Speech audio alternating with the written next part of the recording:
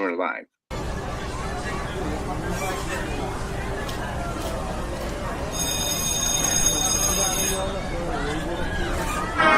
Of the United States of America, and to the republic for which it stands, one nation, under God, indivisible, with liberty and justice for all.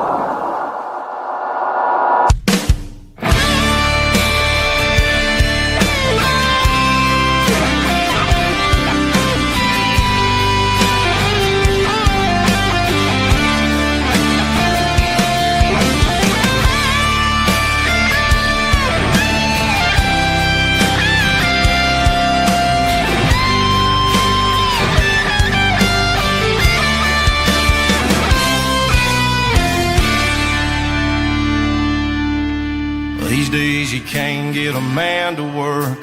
People get married and they still flirt. Don't pledge allegiance to our flag like we used to do. Good men are willing to give their lives, while politicians take away our rights, saying they know best what's good for you. These days dads are always gone. Mama's still here, but she's on her phone. Grandma's raising the kids, and the devil is too. If you ask me, this whole world is gone to hell. I speak the truth, but these days the truth won't sell. I bleed red, white, and blue in my ways you just can't change. Wrong or right, I give my life for this place called USA.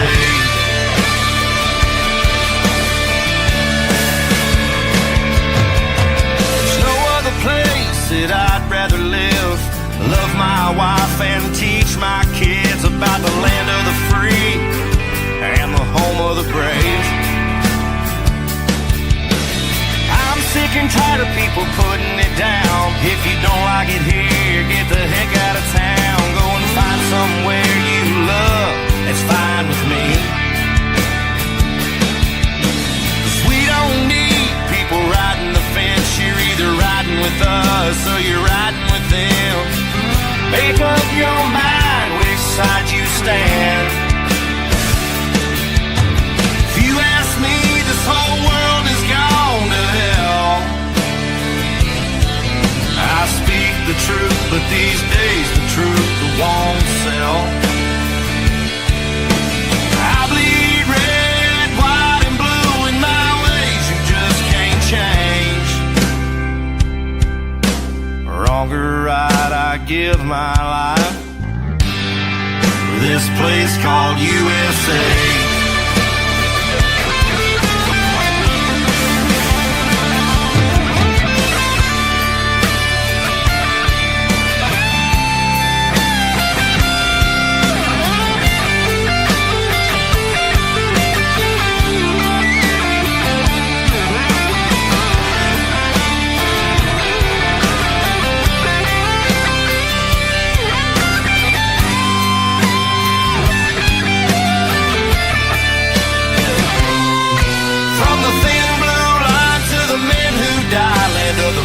Cause of the brave.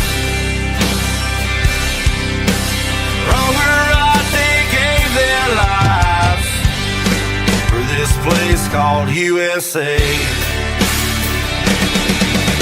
If you ask me, this whole world is gone to hell. I speak the truth, but these days the truth won't sell. I bleed red, white, and blue in my ways you just can't change. Wrong or right, I give my life for this place called USA. Wrong or right, I give my life for this place called USA.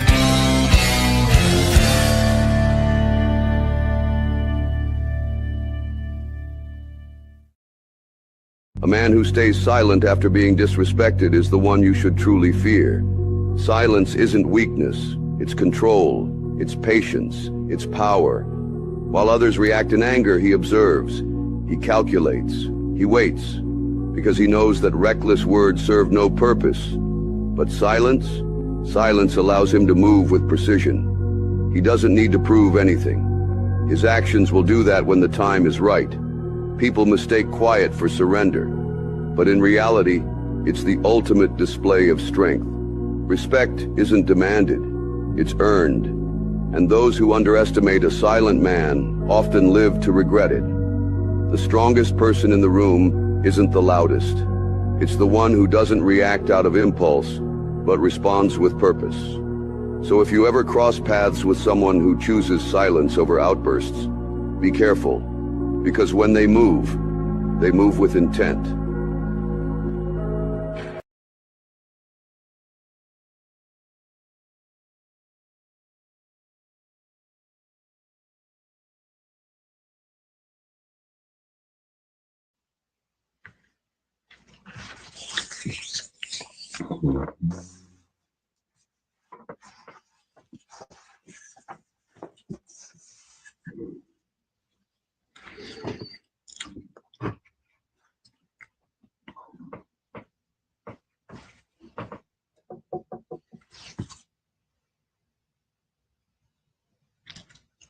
Good evening, everybody.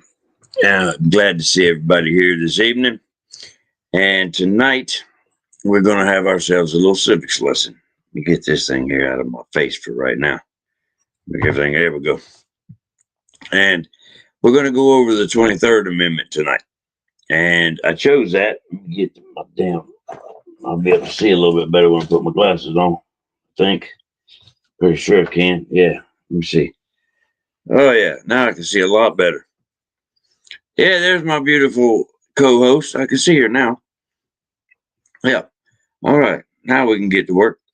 Yes, we're going over the 23rd Amendment tonight, and y'all might be asking, Gator, the hell did you pick that one for? And I will just say that I just went through the book and opened it. And honestly, that's how I chose it. Because we just needed something different, I figured. And so there we go. And the 23rd Amendment is basically how D.C. and the people that live in D.C. Got electors. Now, don't be confused between electors and representatives in Congress. Those are two different things. Okay? But this amendment gave the people in the populace in DC a representation in the election process. So they have electors to cast votes for president and vice president. Well, that's how it was supposed to be in the Electoral College before the factions, aka these parties that have completely fucked everything up now, function and have made everything basically a slate vote and first across the line and all this other bullshit voting. But anyway, we can get into that later if you like. But it's a short read. That's why I'm giving you a little explanation beforehand. But that's what it does, is it just gives people that live in the DC area, which the District of Columbia is specifically cut out in the Constitution. It's given its layout. It's a 10-mile square chunk of dirt that was set aside by the Constitution for the seat of government. And it's written that way so it cannot be changed. It can be shrunken, but it can't be enlarged. It can never go larger than 100-mile radius or 10 square miles. That was a little extra tidbit in case you wanted to know that. So without any further ado, I'll flip my old phone over here and we'll just get on to the reading of it, and then we'll discuss it some more. So if y'all are ready, I'll just have my wonderful phone here, and this nice gentleman named Christopher on my phone is going to read this to y'all. So y'all stand by. It's a short read, and then we'll get on to the discussion of it. So here we go. 23rd Amendment, District of Columbia Electors, Section 1. Electors, the district constituting the seat of government of the United States, shall appoint in such manner as the Congress may direct a number of electors of president and vice president equal to the whole number of senators and representatives in Congress to which the district would be entitled if it were a state, but in no event more than the least populous state. They shall be in addition to those appointed by the states, but they shall be considered, for the purposes of the election of president and vice president, to be electors appointed by a state, and they shall meet in the district and perform such duties as provided by the 12th Article of Amendment. Section 2. Enforcement. The Congress shall have power to enforce this article by appropriate legislation. There you go. Now, I'm sure everybody's going, what the hell did he just say? Well, quite simply, it was what I was saying, is it's not a appointment of representatives to the government. It is a matter of appointing electors, which is equal to the number of senators and congresspeople, which is what it's laying out there. So if you imagine, this is how the Electoral College works, which is what they're saying, is they're adding Electoral College representation for the District of Columbia's residents. So they have some way of being represented in the election process. That's what the 23rd Amendment was introduced for, and it was passed by Congress and then set out on its own to the people and ratified. And I actually can tell you it was ratified March the 29th, 1961. So it's not really that old of an amendment, really. If you look at it in the big scope of things, as far as history goes, that's just a very, very minute drop in the bucket for history. But I know I got started pretty quickly. I didn't even let Miss Silverbell speak. She's just sitting over there like, damn, motherfucker, you didn't even let me talk. So I'm going to go ahead and just go right straight to her right now. And she can introduce herself, tell y'all a little bit about herself, which y'all already know about Miss Silverbell. She's my Brooklyn angel. But she'll introduce herself and then go right in and telling y'all what she thinks about this here thing. So Miss Silverbell, you got the floor, ma'am. Gator, you know that I missed that day in class. I know. But I didn't know if you might want to have something to say about it. Oh, hell, you need to talk about yourself. You know, all them men, I don't want to hear about you. I'm good. Okay. All right. And I just want to let y'all know, if y'all even come towards Miss Silverbell, she is Italian and she does have an attitude that matches. So y'all be careful. Uh-oh, them dogs must be acting up. But also, if anyone wants to come up on the stage and have a discussion about the Constitution or anything else for that matter, right there you see tickering across the bottom. You just give my producer, he's backstage, just shoot him a DM. We allow anybody who wants to come on to express themselves or express their opinions. Just come right on and jump up on the stage there. And we've been more than happy to bring you up and say what you'd like to say. And there's my buddy Mike, Mr. Mike Wilson. He's a damn decent historian himself. He totes around a whole bunch of knowledge, I'll tell you. And Gordon, good to see you, sir. Oh. He's picking on me. It's all right. It's all good. I do, actually. He's right. He nailed it. That's fine. I'm happy. But hey, he brings up a very valid point. It's going to get a You know, whole lot worse for him if he keeps it up. but he does carry a valid point, and I could show it to him if he'd like, but I'd rather not. I'd rather have a nice, pleasurable evening this evening. I mean, but like I said, anybody that'd like to come on up, feel free, come on up, bring it on up. Come on. But yeah, all you gotta do is Gordon, come on up, Gordon. Yeah, that explains the attitude comment. I've known Silver for 4 to 5 years. There you go. That's where that shit come from. That's why I'm inviting him on up. Gordon says you're vicious. I believe that shit, Gordon. I believe it. I've only known her for close to a year, and I learned that shit quick. I am from Brooklyn. Yep. But back to the subject at hand.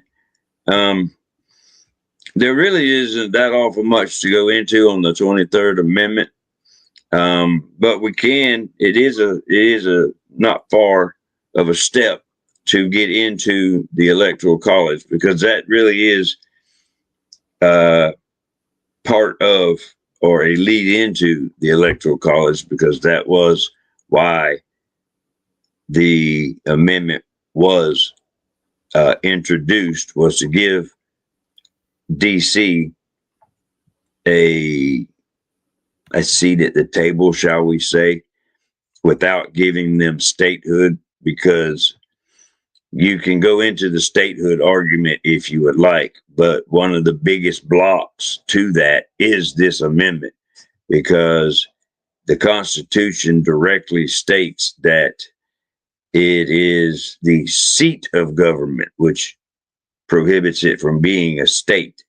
There's been many people that says, well, just shrink the government seat again, because they did it in, I think it was 1848, and they shrunk it down some when they brought the southern half up to the Potomac, and then gave the southern half back to Virginia.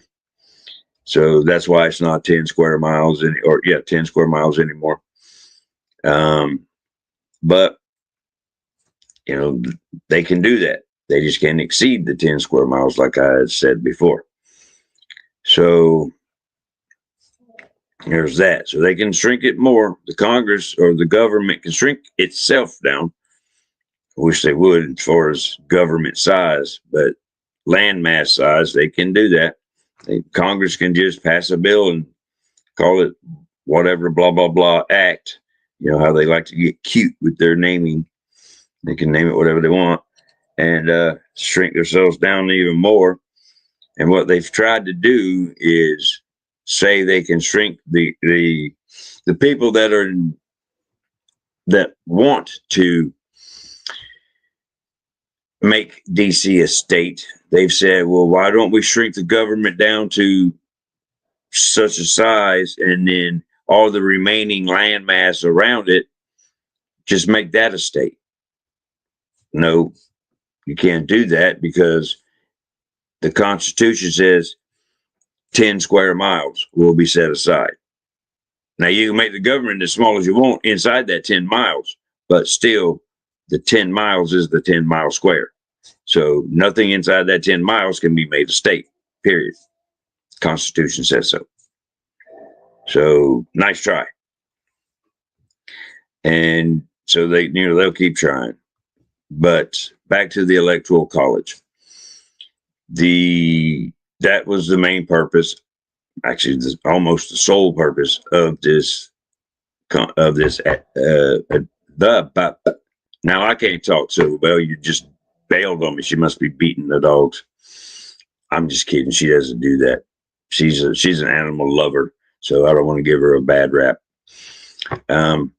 But that was almost the sole purpose for this amendment. Was there she is? Was the give them a seat at the table at the Electoral College. But the original intention of the Electoral College, which as written also in the Constitution, was for there to basically be an almost a mirror of Congress. So there's 535 members of Congress. Now, mind you, let's not get confused. Congress is not the Senate. Okay. Congress is the lower chamber, which is the House, and the upper chamber, which is the Senate. Those two chambers make up Congress.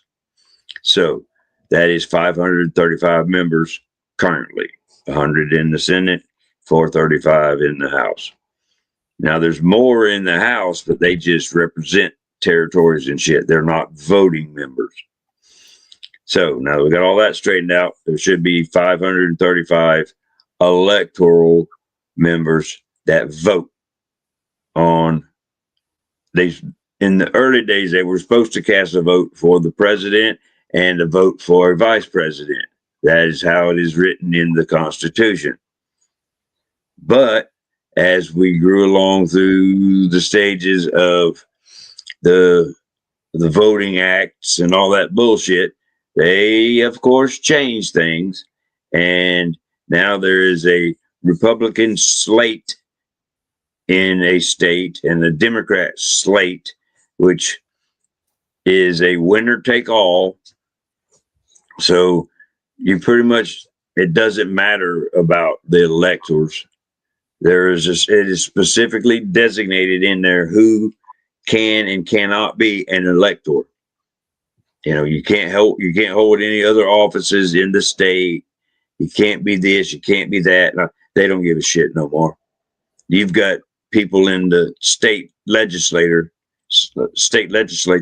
that are electors. That's unconstitutional. They don't give a shit. Because like here in the state of Florida, we have 28 electoral votes. And it doesn't matter how each elector in each district would vote. It's whatever it gets to as far as the voting. And whoever gets to cross the line first gets all 28. It doesn't matter how each elector would vote or how each district is won. Say okay, we got 28. So what is that? That's 14 times. No, that's not 14 times 2. What's half? Yeah, it is. No, it ain't. What is 28 divided by 2? Hey, I can't. I'm not a math wizard. What is it? Yeah, no. Help me out, Silverbell. You're supposed to be the mathematician. You're up in New York where all the smart people are. Oh, I'm sorry. They're not there no more because they voted that fucking raghead for mayor. So apparently all the smart people left New York, except you. You're still holding down the fort up there. Only a few left. What was the question, though? You kind 28 divided by 2. 14. That's what I thought. See, I'm just testing you. Okay, we'll go with that. No, it ain't 14. Yes, it is. I'm good. Hey, Google. 28 divide 28 by 2 is 14. 14. We got a winner. It's 14. Go away, Bruno. Go away. Didn't I say that like 3 times? Yeah, you did. Okay, now everybody knows that I'm a dumbass redneck. Like it was no clue. Okay, now you know. Go away, Bruno. If you kept it quiet, I put it in the private chat so that. Hey, Mike, you can help me there. 14. Okay, we all know I'm a dumbass. It's no clue. Go away, Bruno. You're just making this worse. You're burying yourself. Careful. I know. That's what I'm saying. Go away so I make my point. All right. I would say we'd edit that shit out later, but fuck it. This shit's live. Oh, Jesus. Okay. Anyway, back to my point. So let's say that the state of Florida was actually really purple, which it really is not. It's like red as hell. But for simplicity's sake, let's say it's purple. But the Republican candidate for president got across the line first. He would get all 28 votes. But if you looked at the districts, and there was 14 blue districts and 14 red districts, then the vote for the candidates would actually, by the Electoral College votes, would be split. Meaning, we'll use Biden and Trump from back in the 2020 election. Okay. Then the votes would actually go 14 to Biden, 14 to Trump. That's how the Electoral College should work. But it doesn't work like that anymore. It's the slate voting, or first across the line voting, which all that bullshit needs to go away. Just like what's that other shit they got? Ranked choice voting, and y'all got that up there in New York, don't you? For that like that one round, or that one For primary, that one, the primaries, you do it, and then you do it like regular for the regular voting, for the general election. And then of course we got the machines, but that has nothing to do with the Electoral College. But it's quite simple. It's laid out right there in the damn Constitution, which, if people would actually just, follow this little document right here that stood the test of time for coming up on 250 years. I can count to 250. I'd have to use my hands and toes many multiple times, maybe 14 or so. But I don't know. All they got to do is just follow this document instead of trying to tear it the fuck apart. I don't understand why they can't just read it. It's very understandable. It's very easy to understand. Do you have any ideas there, Miss Silverbelt? I think they can read it. They just choose not to. I think it's done by design. Is it not? I think you're right. But let somebody try to use it, and then they're going to be lambasted all over Hell's Half Acre and called every name in the book, and then called unconstitutional for trying to use the Constitution. And then you're going to have to look at them and go, what? And then you'll read it to somebody right straight out of the book itself. I mean, hell, you can take them right up to the actual document that is still kept and maintained, and read it right from the document itself. That 249.5-year-old document, you read it to them, and they still won't believe you. No, that ain't real. Motherfucker, that's the actual document. It don't get no more based than that. It don't get no more real than that. Nope, it's fake.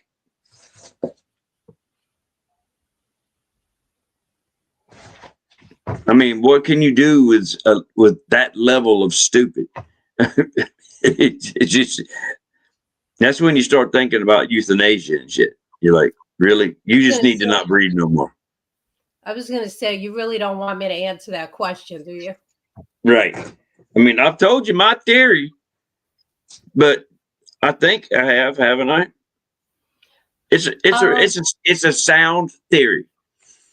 And I'm telling you, it's a sound theory, and nobody has to go to prison for any charges. I'm serious. Nobody will be charged with anything. All you got to do is get rid of all these bullshit regulations and everything, and take all the warning labels off of everything, and let nature take its course. That's it. Nobody will be charged with a damn thing. Simple. I was going to say it, within 10 years, everything will right itself. But I wouldn't even give it 10. actually, now that the level of stupidity has just gotten so intense within one person that it's, one person has such a level of intensity of intense stupidity. I would say I'd cut that estimation in half by this point and go within 5 years, everything would just right itself. The ship would just right itself, and stupidity would just. Now, I don't know, maybe one person might have to go to prison, but maybe not though. Common sense would probably have dominated by now. Everybody would have common sense, because eventually you're going to find patient zero, and you don't want shit to spread again. So patient zero would have to be, and that might require breaking the law. So somebody would have to bite the bullet and take one for the team. But then common sense might, overrule the day, because he would be judged by a jury of his peers who would all have common sense. Who knows? It's just a hypothetical situation, people. So don't nobody freak out.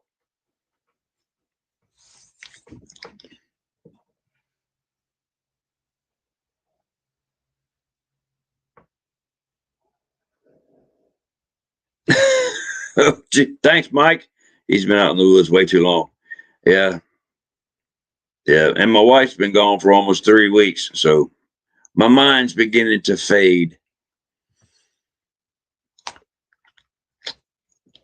It has been bad. So I see there's no one wants to come up on stage, and where'd Gordon go? Gordon leave us too?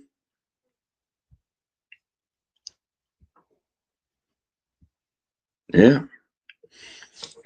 Well, this seems like it might be a very short podcast then, because we went over the 23rd Amendment, which was a rather short one, and there's really not much more to go over with that amendment.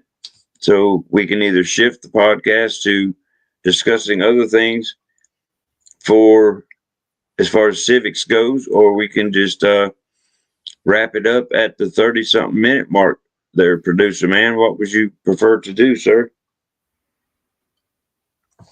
Well, we could switch it over to a bullshit session. Oh, we could do that. Yeah, and might get more activity, because maybe today's not the day for some of the people to take in civics. I don't know. Well, this is true. This is true. I put a lot of invites out there. I even sent some over into Facebook, even on my account, right, and all that kind of stuff. And I'm not seeing the numbers change at all. Right. So I guess, yeah, and we'll have to take our hats off to Silver Bell. She's collected 35 views, you 24, and me a measly 7, even with all the stuff I've done. Hey, Silver Bell's always been the bomb. Now let's not take anything away from Silver Bell. Well, I said we take our hats off to Silver Bell. Oh yeah, Silver Bell is the bomb. Thank you. I wish my dogs were listening to me a little bit tonight. I tried it all, including bribery. Oh, and they're still not going for it, huh? Well, now I have the snack bag, so when they start, I just got to shake it. And you know what? That does work sometimes. No, that does work. Madness. Yeah, I'm surprised that Mike didn't take because I sent him an invite. I'm surprised that Mike didn't bite at it. I put it right in his DM and told him what to click to get on here, and right. it would have been nice to have him up here, because he has a lot of intelligence in the civics area as well. His historical views and all that. That'd have been nice to have him up here a little bit. You guys asking questions and all. And yeah. But I'm surprised. I really am. I'm surprised he didn't take unless he's shy. Where's Mr. Hank this evening? Yeah, I'm going to cut. I got a dog keep scratching the door, and he does go out. I'm going to cut his feet off in a minute. We're all having puppy troubles. Yep. Hey, hush. Mine are all asleep. They'll come out later.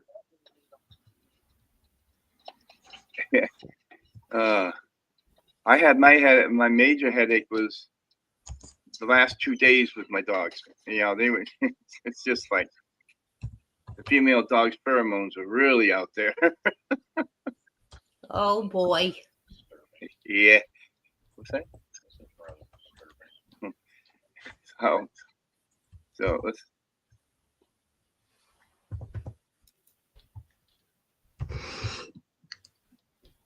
Jesus.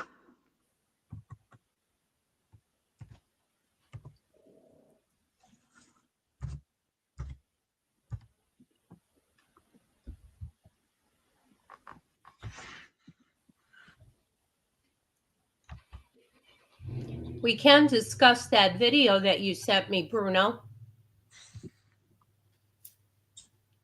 I don't know if you downloaded that, the one that you sent me. That was pretty interesting. I can't hear you, Bruno. My mic was mute. Yes, muted. I know. Can't even talk. Yeah, I downloaded two. That was the one I shared with you, and another one that I put in my podcast drive, you know, for Thursday, which is today.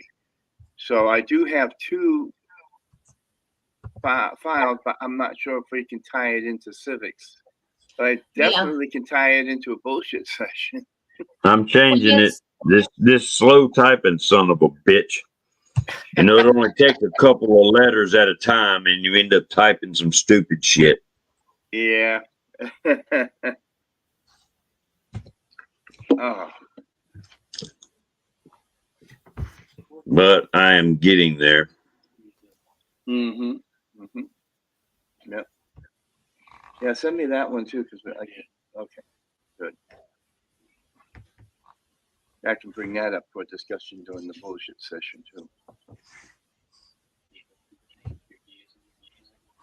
Yeah, Islamists are they're more of a threat than Judaism for sure. You think? Yeah, you know, there is some parts with Israel that is not good, you know, especially mainly the government and and there are some of their pacts. But you know, Islamists have a hell of a lot more. It's much more widespread. You'd think, you know, if the Israel groups were trying to push a certain thing, you would think by now that the United States would have a record of a hell of a lot more of them. But the Muslim side or the Islamic side is really overriding them as far as the percentage that are throughout the United States. And it's I can't help but feel we brought the Middle East war into the United States. oh yeah, politicians. Yep. We That's the way I look at it. let them come here. Yeah, it's Well, we politicians. didn't. Yeah, politicians.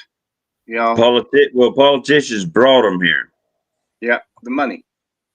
Well, in my opinion, I can't say they brought them here as much as I can say they were tricked into bringing them here somewhat. They're not completely innocent of bringing them here. Some were paid. You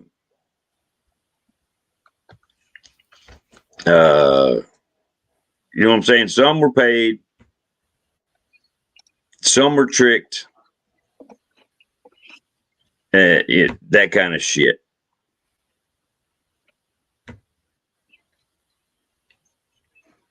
Let's see if we can do this. You switched it over? I'm thinking it's going to go. Maybe. There it goes. Bruno's fucking with shit down there. No, I'm not. Haven't touched a thing. There we go. I'll be right back. I'll repost. Mhm. Okay. I got it in there. Change the marquee. That's bullshit. This is just, I just named this one extra bullshit. What the hell? Everything switched over to bullshit. All right, boys and girls. We like extra anyway.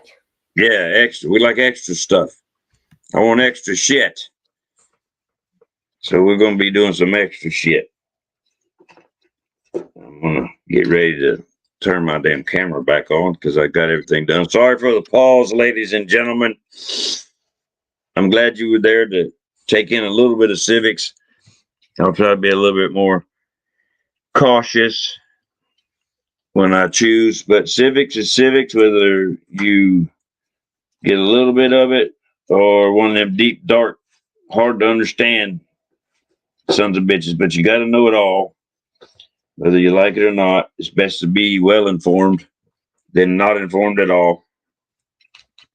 So, you know, I'd rather show you everything than nothing. So I'm glad that you stuck with me on it and all that. You got to teach Bruno to mute his mic. And there we go, boys. We are now in bullshit mode. So it is time to just do what we do, and that's bullshit. It's what we do best. And Miss Silverbell will be with us. Will be back with us shortly. I can let you know what we're shooting for in our near future. In our near future, when I mean near, in the next, I think this coming Tuesday is what we're trying to work for. We're going to have, basically it's going to be a special show. We're going to be switching up our town hall Tuesday, and I just checked the private chat. I couldn't help but laugh. Yes, I know now, son of a bitch. But we're going to be changing up our format on Tuesdays, and I hope y'all going to like it. We're still working out some of the kinks in it because Silverbell, to my excitement, I have discovered is rather kinky. So we got a lot of kinks to work out for our new show that's going to be debuting on Tuesdays. But this coming Tuesday, we're going to be doing a little bit of a special, and we're just trying to organize the people that's coming because we're going to be covering this idiot, this faker, Jake Lang, running around like a fucking dumbass. And he's shedding bad light on good people is what he's doing. And we're going to dive into his grifting background and all the lies he has told, all the bullshit he has spread. Our organization actually has a couple of members in it that are J6ers. We hold the J6ers in good standing with us. When I say us, it's our organization, Patriots United. And she's not worried about me saying her name. She's proud of what she was there for, and she was there for peace and just to stand up for her president. She was in jail for bullshit, and she did what she had to do to get out, and she's getting through it. She's getting by. Y'all may know her out there. She's on Instagram a lot. Her name is Chatty Annie Official. That's her handle on pretty much all of them. Then the Annie is spelled ANNIE, so it's Chatty, CHATTY, Annie Official, and that's her handle. She uses on damn near everything, I do believe, and she is a member of Patriots United with us. But she does her own thing. But once you're a member, you're family. But I've reached out to her and Shane Jenkins. You need to check out his organization. They're doing good work for the J6ers. That are he calls his organization Standing in the Gap. And that's exactly what they do. They were pardoned in January, and it's like he puts it on his opening page of his website. It's like, okay, what now? So his organization and the people that volunteer at it, they're there to do just that, to stand in the gap and help these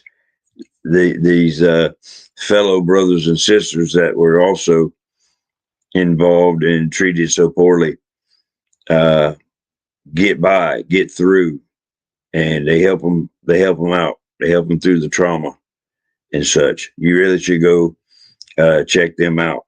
I believe the website is called standinginthegap.com. I really wasn't expecting to throw a support out this early. I'd have been more prepared for it. So you could probably go Google it or something and find it, but do please try to locate it. I think that's the right one. My producer he ain't backstage. He's out here with us, Mr. Bruno. Welcome to the stage. He's doing research all the time. That's why he looks like he's moving around like that, like a puppy chasing a butterfly or something. He's actually back there looking at multiple monitors and using multiple keyboards and multiple computers all at the same time, and researching for us to have facts for this show and not bring up bullshit. We call people on their bullshit, and we try to put out facts to when we do call people out. So he's probably looking up all the shit I'm mentioning. He's making sure that I have actually put the right stuff out. Especially when I say I'm not sure, he hears me say that, he's immediately going back there going, let me make sure. And I'll do a quick glance over at the private chat. He'll put it right there. Like when I couldn't figure out what the fuck half of 28 was, he already had it over there, but I'd already made myself look stupid. So it was way too late by then. Miss Silverbell, welcome back, honey. Did you? I reposted mine, yours, Bruno's, and I did reach out to Peter to ask him if he wants to come on. Oh, okay, great. And what time are we having dog stew? Hopefully they're like laying down, relaxing now. Okay, so we don't have to worry about skinning out dogs and butchering them up. We're hoping. Great. Because I'd hate to call the ASPCA on you. There goes my dumb ass. I would never, ever hurt them. You know that. I'd sooner hurt someone than my puppies, or any puppy for that matter. No, I told everybody you were an animal lover. You are. She's an animal lover. I like them more than I like people. Amen. I can't stand people. I hate people.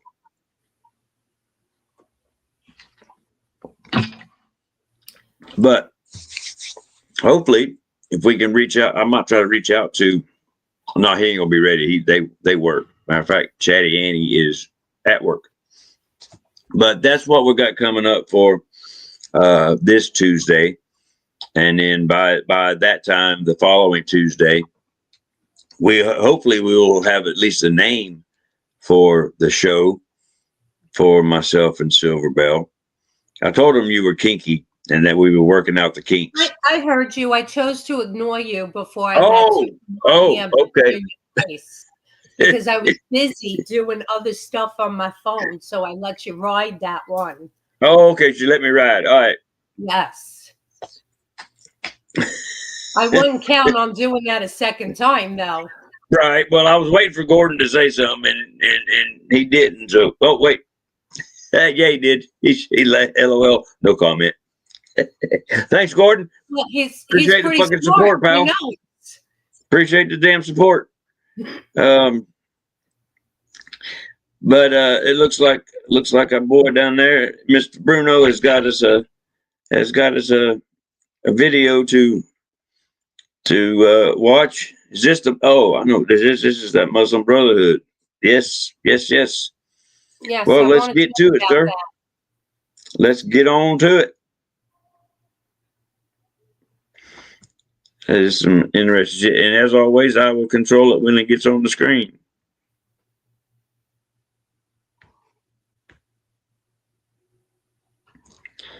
Well, if you're going to put it up there. So. So a new report detailing one Islamic group's decades-long reach into the U.S. The report claims the... You're bringing it on. There we go.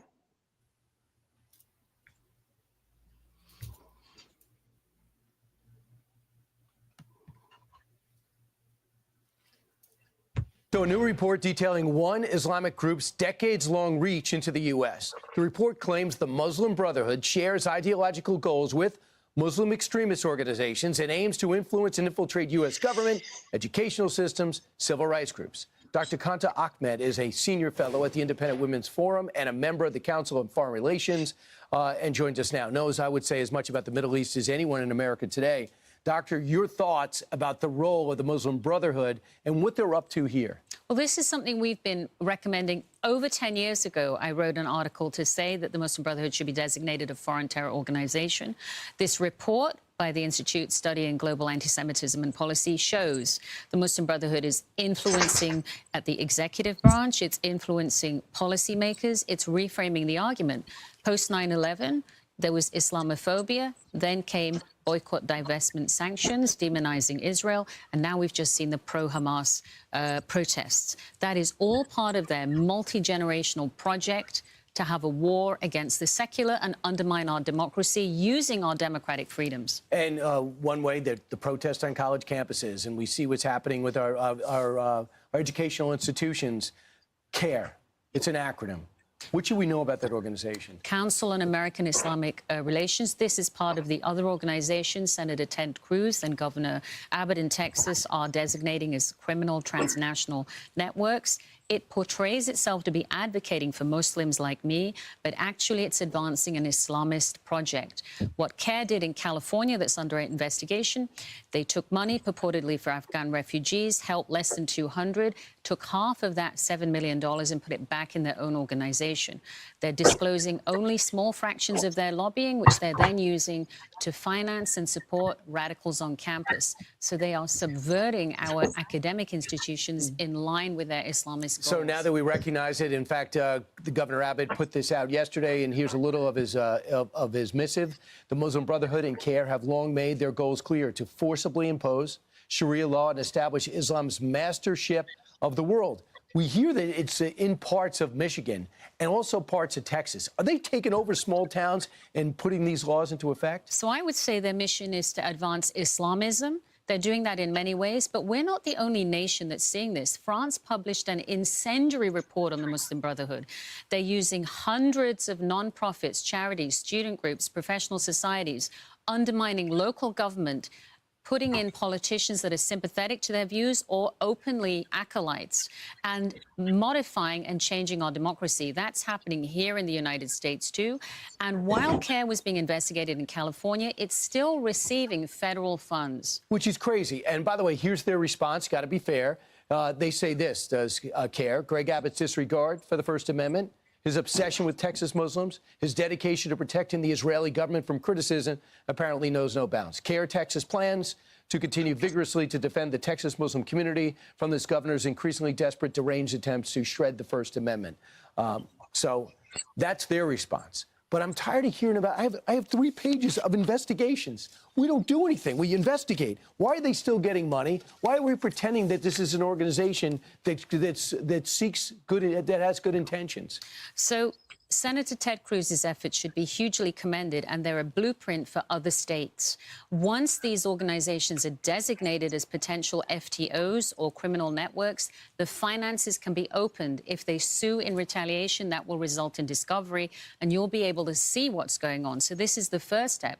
The second is that response you just read is typical. They're claiming religious advocacy, exploiting religious freedom and anti-discrimination laws while they subvert our democratic process. It's time to elevate reasoned, credible Muslim voices and learn from Saudi Arabia, Egypt, United Arab Emirates, France, those Arab countries have designated this group as a terror group.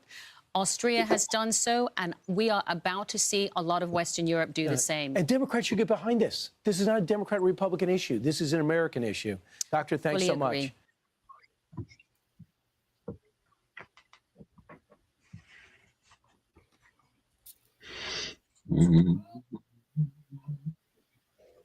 Interesting. Yeah, I'd say so. Now somehow, let me get her fixed back up. There we go. There we go. Yeah, that was definitely interesting. And they've been doing this shit for a long time. That's what the real interesting part is they've been sliding in here doing it for a very long time. And then you can go back to let's not forget old Bummer. You know, how many did he just fucking bring in and just dump off? And that gave us old Ilhan brotherfucker Omar. And they'll never get rid of her because there's like 50 or 60,000 of them right there in one spot that Obama dropped off right there in one spot. That's how she got voted in. Well, I have a question about that. In all honesty, I know that there's like 60, 70,000 of them in that one little area. Yep. How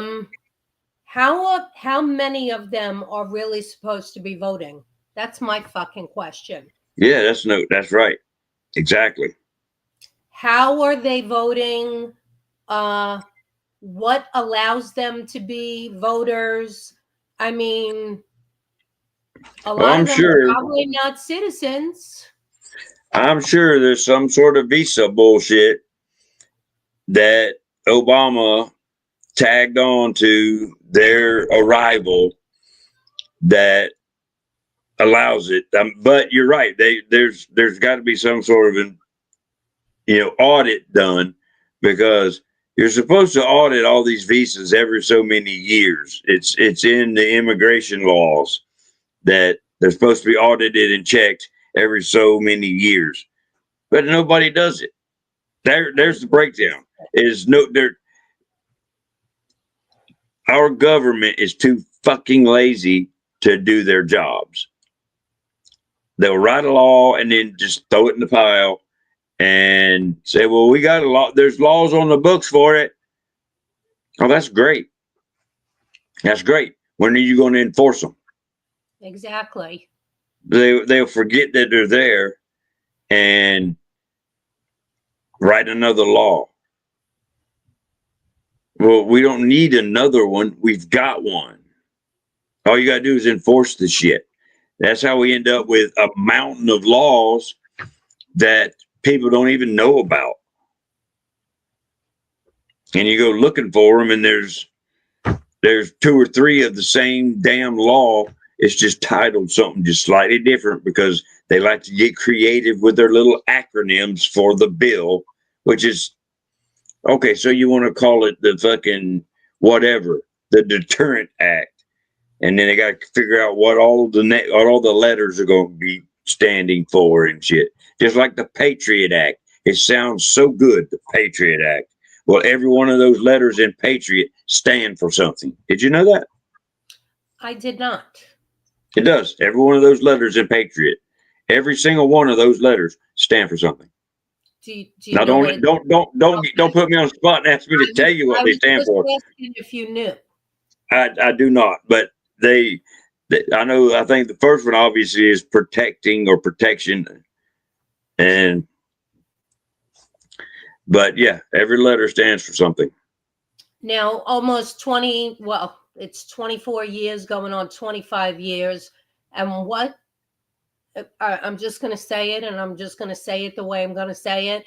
What the fuck did that do to help us? Nothing. Exactly. Nothing. I mean, we can get into a big old Patriot Act discussion. I don't mind. We can watch that video and see that it's done absolutely nothing. If anything, we've been fucked even more.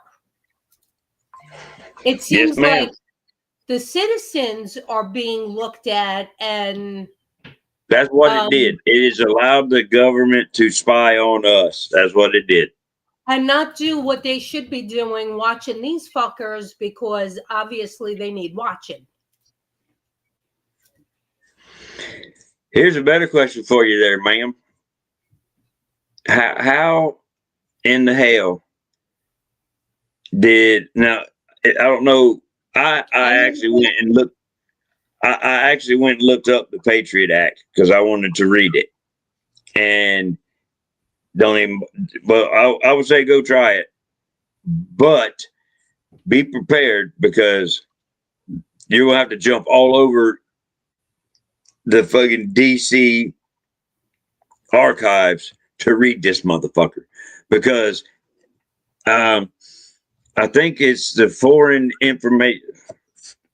Information Act or some shit that they base most of it from, but it's not actually its own independent thing. It was written up as its own independent thing, and it's like a fucking shitload of pages, but at least 80% of it is drawn from other acts, and it'll say refer to, or it'll be talking about blah, blah, blah, in accordance with this act, and it'll specify exactly which section, this, and you got to actually go find that and read that section, and then they'll go a little bit more, and it's like a cast net that's been all bundled up and jumbled up and knotted up. And you're like, how the fuck am I supposed to work this thing? And they took the foreign part and they just spun it around and turned it in on ourselves, is what they did.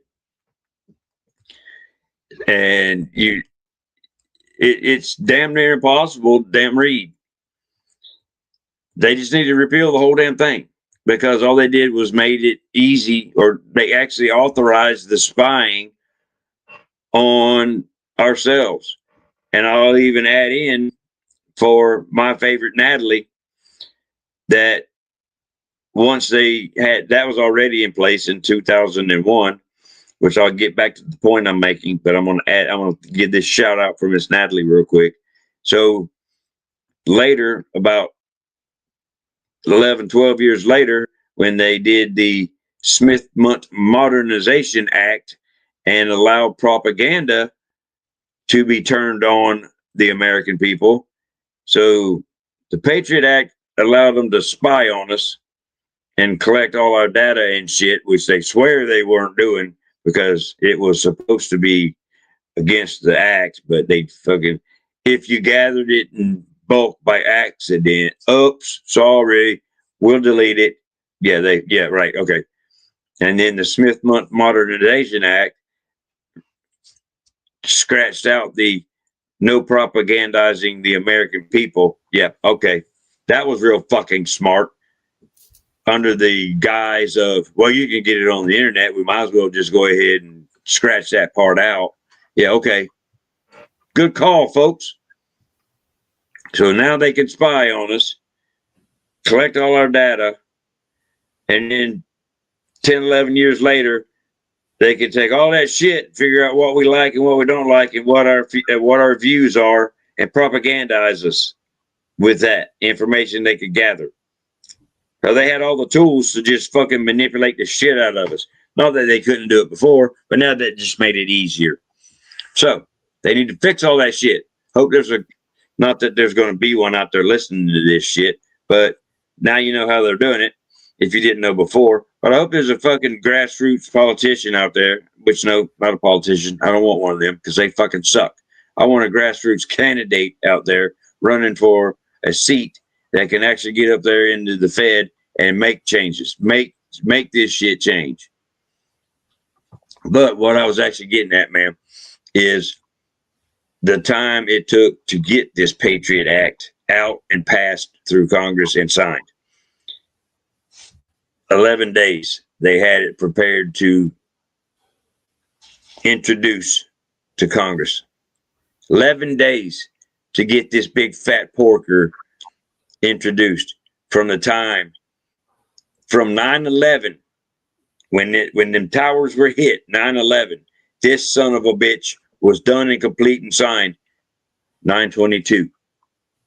And Now you tell me how they got all that shit done. The Congress ain't never worked fast on a fucking thing. And if you believe that, I am the fucking Queen of England. Okay? Now, I would have believed that if you had a slight British accent. I could actually believe that because you are a queen. Yeah, well, I don't know about all that, but I think that, you know what, Gator, at the time, I have to say my brain was probably not processing shit the way I should have been processing shit. I'm not going to sit Agreed. here I mean, you live in New York, so I think it took me a good, I don't know, up until like recent to really acknowledge some of the shit that happened.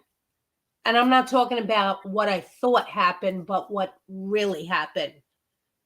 Do you follow what I'm saying? Yes, like, I do. There was stuff that if you would have asked me a year or two after it happened, and you would have said some stuff that I believe in now, I would have been, Gator, you're out of your fucking mind. Get the fuck away from it. I would have never believed it. You ever. still tell me that from time to time now. Let's not bullshit. But about this subject, now you're going, yeah, that makes a little sense. But yeah, you're talking about that. I really wouldn't have believed it. And right.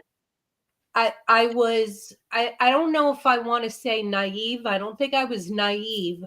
I don't think that I could have processed my government being that evil. Against, you could say it like that. I was going to say against the American people like that.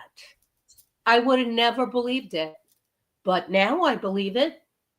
Yeah, there's a lot of things coming to light now. That's why I guess they keep calling it the awakening, the noticing, whatever the hell they want to call it. I've always been like that. I just have never had anywhere to say it. I guess with social media and all this bullshit that happened, I never had that kind of shit. I mean, neither one of us ever did. We didn't grow up that way. We didn't have this kind of shit. And still, I'm just a little bitty person on this big ocean of X. I mean, people don't tune in to listen to me or you. I mean, look, I appreciate the 150 that are here. Thank y'all very much. Do greatly appreciate it. But compared to these giant accounts and shit that they fart and everybody goes, damn, that smells pretty good. That's just fucking ridiculous. But hey, roll with it, boys. And then they bitch because they lose like 1,000 followers, and they're like, "Oh, my fucking followers are going away." Fuck you, man. Damn, you're not the end all be all. Fuck you, Gator. That's all about money. Yeah, it's all about money. It's exactly. But they will swear up and down, I'm a grassroots person. I built from the ground up. I have vetted every single one of my 2 million followers. I know every one of them. Bullshit. Again, you probably got half of them are probably bots that you had the person paying you to do your shit, added to your damn followers just so you look big. So don't give me that shit. Don't even give me that shit. Some of them motherfuckers, I knew when I've only got 11,000 followers, and that's, I'm surprised that I even made it and it lasted that long, to be honest with you. And get 1 second, Cass. Don't go away, brother. I see you have a question. That's why I posted it up there so I wouldn't forget. I'm going to get to you, my friend. Yeah, I never dreamed I would ever last that long. Or even get that far. And of course, I got to that 11 point and it just went, ooh. And that's fine. As long as them people are listening, I'm good with that. I mean, I'm proud of it. I'm proud of it because I know most of them that are there that are active. Now, do I have a couple of hobots on there? I'm sure. Do I have to have a couple of, crypto selling bots on there? Oh, I'm definitely sure. But, I can't catch them all. It is what it is. But I'm not going to cry about the ones that go away. Fuck them. If they go away, they didn't need to be there. There we go. Cass is coming up. He's going to ask his question. But, yeah. I was going to say, as in regards to that, I've only been on Twitter, is it 2 years or 3? I haven't been on that long. And I really never started this to get followers or to certainly never dreamed I'd be doing this shit. That's for Say sure. it. Right on. Right on. But I just did it to have an outlet for my frustration. Right. I wanted to post and say what I wanted to say. And this was the platform to do it on after it was bought out because I was being censored everywhere else. Now you and I get to do the shit together. Let's see what Cass got. Yes. Welcome, Cass. What you got, brother? So I have a question on the 23rd Amendment. Oh, sure. So I'm reading it correct. So Washington, D.C. can vote in the elections, correct? Yes, sir. In my opinion, they shouldn't be allowed to vote because they're not a state. Can I have that opinion? You sure can. That's what the First Amendment's for. The First Amendment gives you, well, actually, to be honest with you, it's not even the First Amendment. God gives you that. He gives you free will, sir. God gives you the free will to have any opinion you wish. As long as you believe in him. I mean, there's only that one cardinal sin that you can't do that sin, and that just turn you back on God. You do that, that's it. But other than that, I mean, he created you to have free will. And along with that comes opinion. That's how I see it. I'm not going to speak for Miss Silverbell, as we just came to the understanding. She does have her own opinions on things, and I will not. She has her own opinions. Why can't you? So then I disagree with the 23rd Amendment. I don't think they should be allowed to vote. I think all 50 states, if you should be allowed to vote. That's my opinion. Okay, sir. I'm not gonna take your opinion away from you, but I might, in my opinion, disagree with you because I also have an opinion. I'm not going to belittle yours, so please don't get me wrong in that. But I'm looking at it from this perspective. I understand yours, but the perspective I'm looking at it is the people that live in that area. They also have a right to vote. I mean, that is in the Constitution as well. And it's in the laws. It's in the voting rights laws and the Voting Act and such. So their vote should be represented in the electoral college. I mean, even though the electoral college was all screwed up by the two parties, it is still in effect it is still in effect. It's still used. The electoral college is still used, although not how it's supposed to be, but it is still used. So I would, in my opinion, think that they should have a representative elector, they do have representative, but a non-voting one in Congress. But I think they should have a representative vote as an elector, because their vote should count just as well. They are citizens of the United States.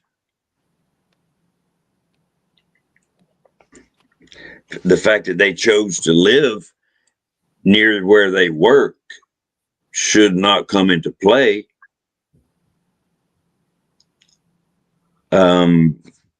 That's just my opinion on it. I mean, not either way doesn't make either one of our opinions right or wrong. You know, it's just your opinion and mine. Neither one is right, neither one is wrong. I would say it's that old thing of we also have the ability to agree to disagree as well and remain friends. Don't you think? Yes. Good deal. And you were able to express your opinion for the world to hear. Well, I won't say the world, but at least 165 people in it. and nothing wrong with that neither. And let's see, we were talking about the Patriot Act, which is where we were at, wasn't it? What you got on that, Cash? You got any opinion on that thing? They need to get rid of the Patriot Act. Now, on that, sir, we agree. They are spying on us through our license plates, through these flock cameras. They can track your license plates, this digital ID stuff. They can track, they know where you are, they know what you're doing. It's just crazy how they are government surveillance, how they are spying on us every day of our lives. Yeah. You know, speaking of that ID and the cameras and stuff, Mr. Bruno, I'm quite sure you sent a backstage invite to our favorite Natalie, because she knows all about that real ID shit. She would be a perfect one to come up and discuss that, because that was passed into law in 2005, which was in between the Patriot Act and the Modernization Act of the Smith-Mundt in 2012. So they've been steadily chipping away at our rights, as we all know they have. You just got to actually figure out what the act is called and start piecing it all together. It's one giant fucked up puzzle, but if you sit back, and that's what a lot of people don't do, Miss Bell. If you've noticed, a lot of people get in real close and they focus like this and they don't fucking pay attention. You got to step back and look and go, hey, that sounds a lot like this, even though they're 10 years apart. But you go, wait a minute, if I bring these two together, oh, look at that, them fuckers fit. And that's two pieces you just put together of this giant puzzle, because it's a great big long drawn out timeline puzzle, and you start connecting dots and you're like, well, I'll be damned, look at that shit. I'm sorry, go ahead. Go ahead. No, go ahead. Here in New York, I feel like we're surveillance 24/7. Mm-hmm. When you're driving, there's cameras everywhere. Parking lots, anything, highway, whatever. There's cameras everywhere as far as when you're driving. Even just being out and about. everybody's got Ring cameras and this camera and that. You're just under surveillance 24/7. That's how I can't understand how they can't solve certain crimes because we're being fucking watched 24/7. You're right. And there's a show on TV. I can't remember the damn name of it, but you know my wife Dee. You talk to her on when she's in here sometimes. But she likes to watch them crime dramas and shit on it don't matter what channel. But she likes to watch them all the time. And there's one that has that deals with all the cameras and shit. And they actually go into what they call it's like a video crime or a video central, where they have control of all the cameras all over the damn city, and they solve crimes from that son of a bitch. And they can bring up cameras that view this, and they pivot it. And I've watched a couple of them with her, and it's fucking crazy. They can zoom them things in on somebody's damn button on their shirt. I'm like, that's all hell no. And they're positioned all over the city. They have full coverage of the entire city. I mean, looking down alleys, and they can see trash can. They can watch you throw your damn trash can, throw your trash away at 2:00 in the fucking morning, and then see the damn the damn cottage cheese pimples on ripples on your damn legs when you're just wearing your bathrobe. I mean, and you telling me they can't solve crime? Well, no, what it is they can't solve a crime because they choose not to. And it's the big cities.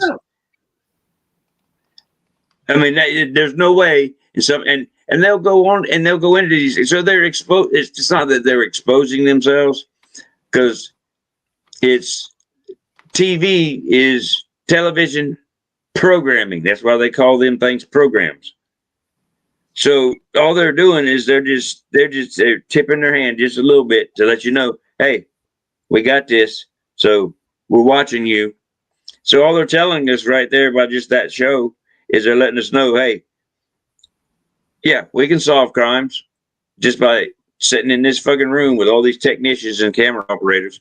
Yep, we can solve crimes. Some of them we just fucking choose not to. So don't piss us off, because you may be disassembled, Johnny Five, and we may choose not to investigate that crime. That's all they're letting us know. That it's a scare tactic. That's all it is. And people are eating it up. The ratings are through the roof because this is interesting. They don't realize you just got warned, but you don't know that because you don't fucking pay attention. Well, and then you have these kids that they will videotape themselves as they're doing a crime. Oh yeah, them are the real stupid ones. Them are the really stupid ones. I mean, not only do they film themselves, but they put it all over the place. It's like you might as well just call the cops yourself and turn yourself in. Right. I just posted this on all 5 of my social media platforms. And after you finish hitting post, just go ahead and take a trip down to, the Manhattan precinct and turn yourself in and say, here's my phone. That's all you got to do, because they're going to catch your ass after all that. Because, I mean, come on. Have you not seen what the internet is currently doing with Charlie Kirk's assassination? The internet, headed up by Candace Owens and some work with Tucker. Tucker's doing a little bit in there, but Candace Owens is doing the lion's share of the work, getting the internet, and the internet is just solving this son of a bitch for them as much as the government is trying to hide it and dodge shit, saying, oh, she's a fucking fruitcake, she's a freak. They're all liars, and go turn against them, along with their little fucking puppets that make that money to put out their bullshit on their pages, same ones that are crying about losing 500 to 1,000 followers and not getting their views that they used to, them same sons of bitches. Candace is on point, because all she said at the very, very beginning was, I just want to find out who killed my friend. That's all she's doing. And go for it. I got her 6. You roll with it, girlfriend. I wish I could help in some way. And the best I could offer is to stand behind her right there with my pistols and go, don't fucking come close to her. I will shoot you in the face. That's about the best I could offer her.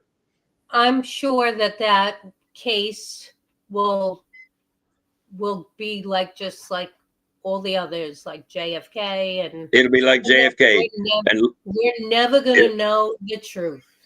That's it. The only way that's going to get solved, besides them releasing the files like they did with JFK, 60 or 80 years later, or however long it fucking took, is if Candace actually gets to the bottom of it with the help of everybody, all of us out here on the internet, sending in tips, sending this in, and she actually gets, and she'll have to get dead, solid, confirmed 3 different ways, evidence, and that can actually get it to, which is going to be fucking impossible to find, but get it to an honest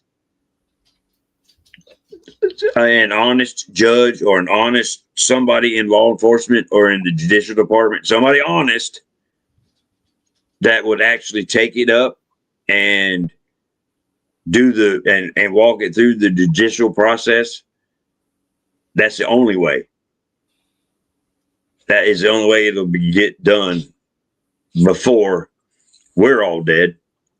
Yeah, well, possibly. Yeah, I'll leave it at that. Possibly. Yeah, right.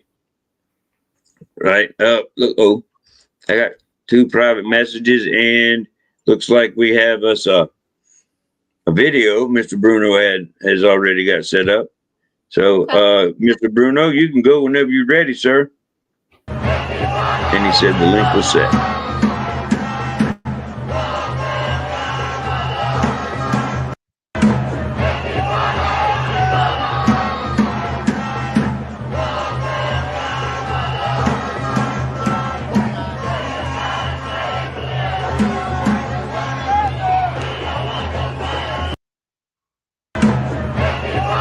Oh, that's NYPD.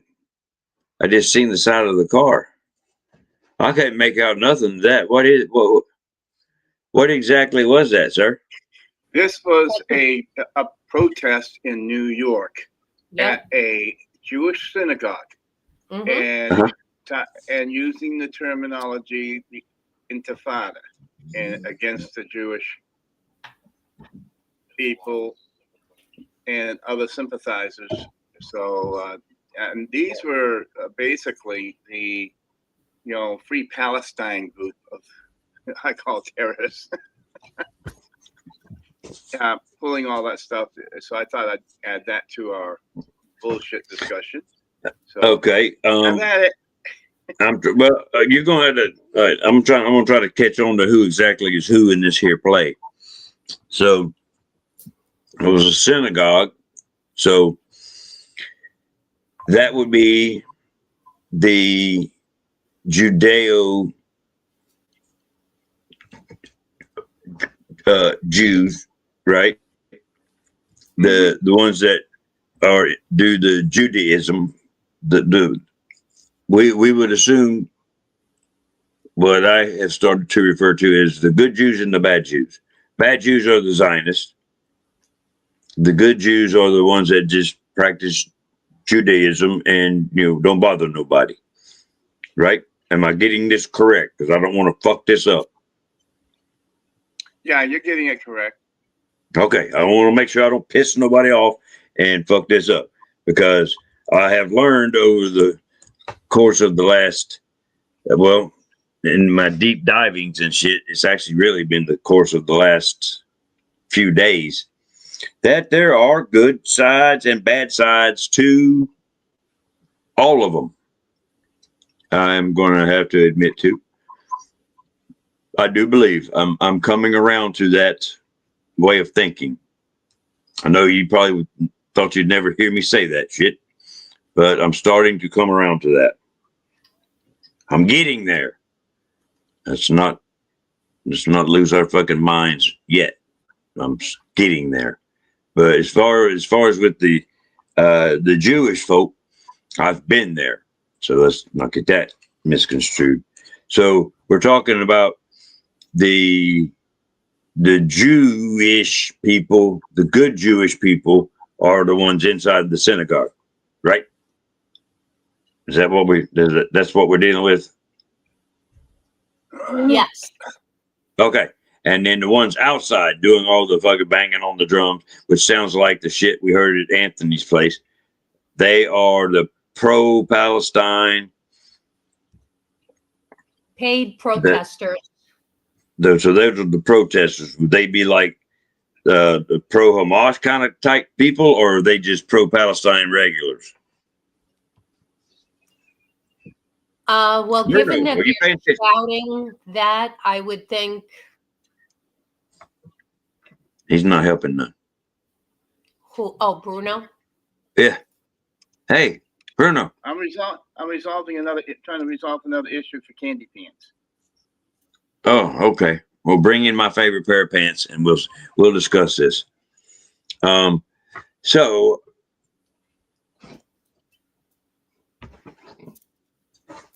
from what I'm gathering, okay. So what I'm gathering is I got the inside. I'm just worried about the outside, so I can figure out this. So the inside are the the nice Jewish folk that are just in there to pray. Right. And the outside folks, hey, Hank, I'm just getting this in order here. And the outside folks are the pro-Palestinian folks. Are they like the pro-Hamas? Or are they just like hey, I'm Palestinian, I just want my damn land? Mostly it's those are like the pro-Hamas type. Okay. So they're more on the bad level. So those are the actual bad level folks outside. Right. Okay, so we're dealing with good inside, bad outside. Right. I like to make shit simple. All right, I'm with you then. Okay, so they're trying to start shit outside, and they're just minding their own fucking business inside. Right. You got it. There we go. I'm on it. Now, see, I just needed to make sure I knew which ones to bash on. Because, I just want to make sure I could understand what was going on. There's my favorite pair of pants. I only have like 10 minutes, and then I have to go to choir practice. Oh, that's good. Well, I think we can support you for 10 minutes. That's no problem. We're welcome. We welcome everybody. Look, even Hank's here. So that's proof right there. So how y'all been this evening? I know you're going to choir practice, so I won't bullshit and waste the time. We'll just get right into it. We just watched that video. Wasn't really too awful much to it. It just looked like a riot. Couldn't really make out what was said. But it was pro-Hamas outside, but protesting pretty harshly in front of a Jewish synagogue, with just the peaceful Jewish folks inside, just doing their thing, just praying. That's it, minding their business. We never did figure out, it didn't show any content or context as to why they were protesting outside. So we are left to just guess that it was just the simple fact that they were Jewish and inside the synagogue. That's the only thing we can figure. I'll find it. Okay, is there a reason? I'm pretty sure if they're pro-Hamas, they don't really need a damn reason. You having technical issues, my dear? I am. That's okay. That's okay. I don't know why. I'm trying to figure it out. All right. Well, you do your thing, and we'll just continue on. Yeah. But so I believe that sets the stage. And I guess we can go. Well, it's a short little segment in it. You can just show it again real quick, Bruno, for these two that just popped in, so they can at least see it.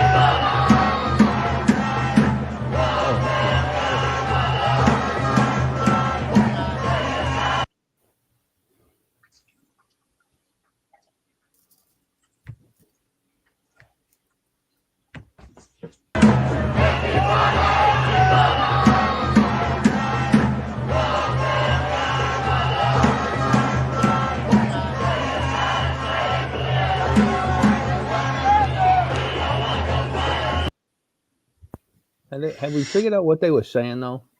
No, I have not. Bruno, do might you not have be in anything? English. That's true. That's true. Do you have anything to add or interject? Yeah, I'm finding the actual where I got that video that had some commentary with it, but it is basically just saying, you know, the Intifada, you know, yelling Intifada against something. So, you know, that's what I'm looking into. Now this is right So you outside. have- Gotcha. Yeah, so you can get a little bit more background on it. You can have a moment. And this is right outside a place of worship, right? Yeah. Yes, right synagogue outside in of New York. synagogue.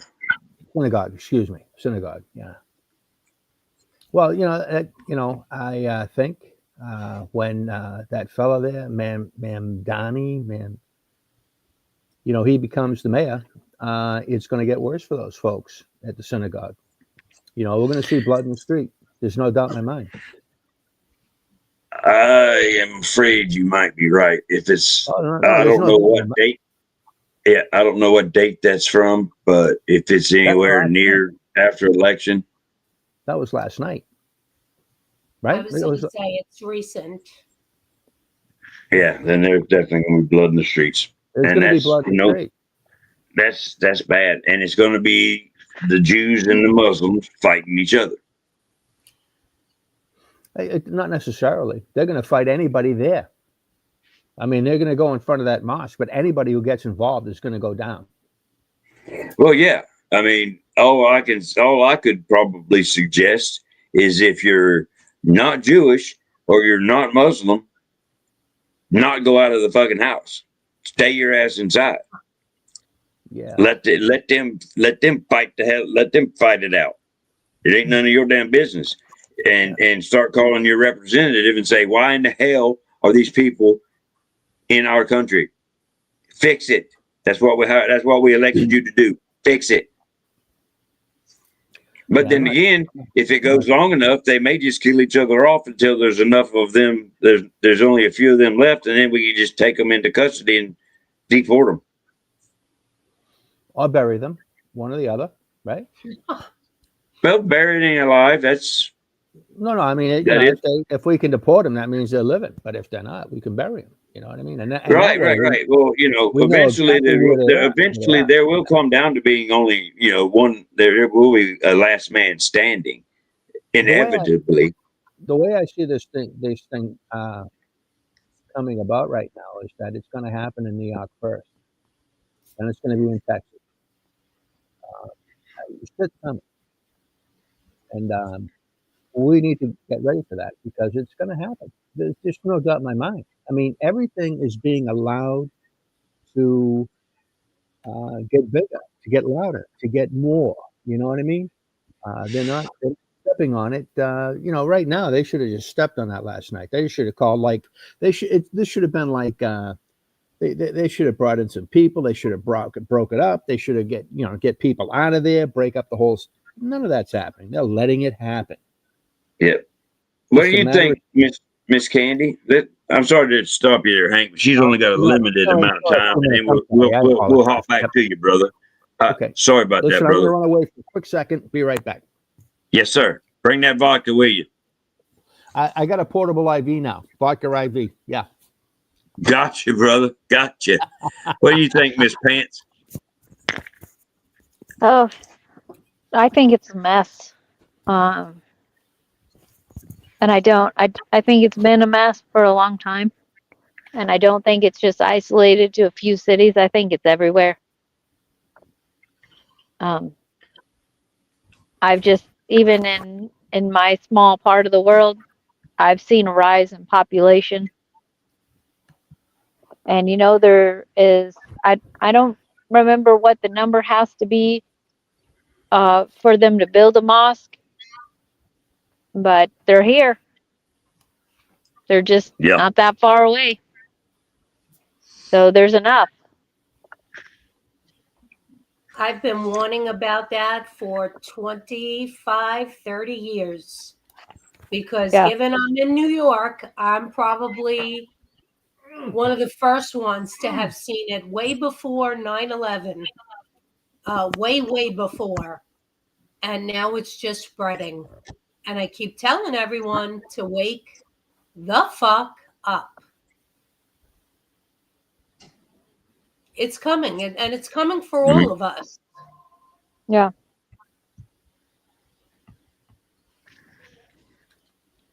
Well, I know you guys are probably still going to be going strong, even if it's backstage after we're done with our practice, but I will hop back in. Ma'am.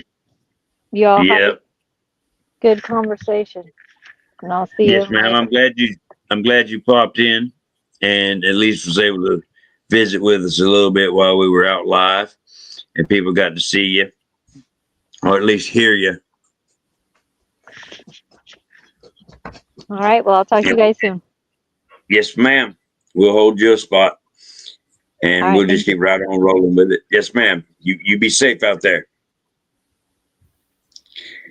And to carry on with what we were talking about, I think we're on the Muslim Brotherhood again, which is never a bad thing to talk about because we got to stay aware.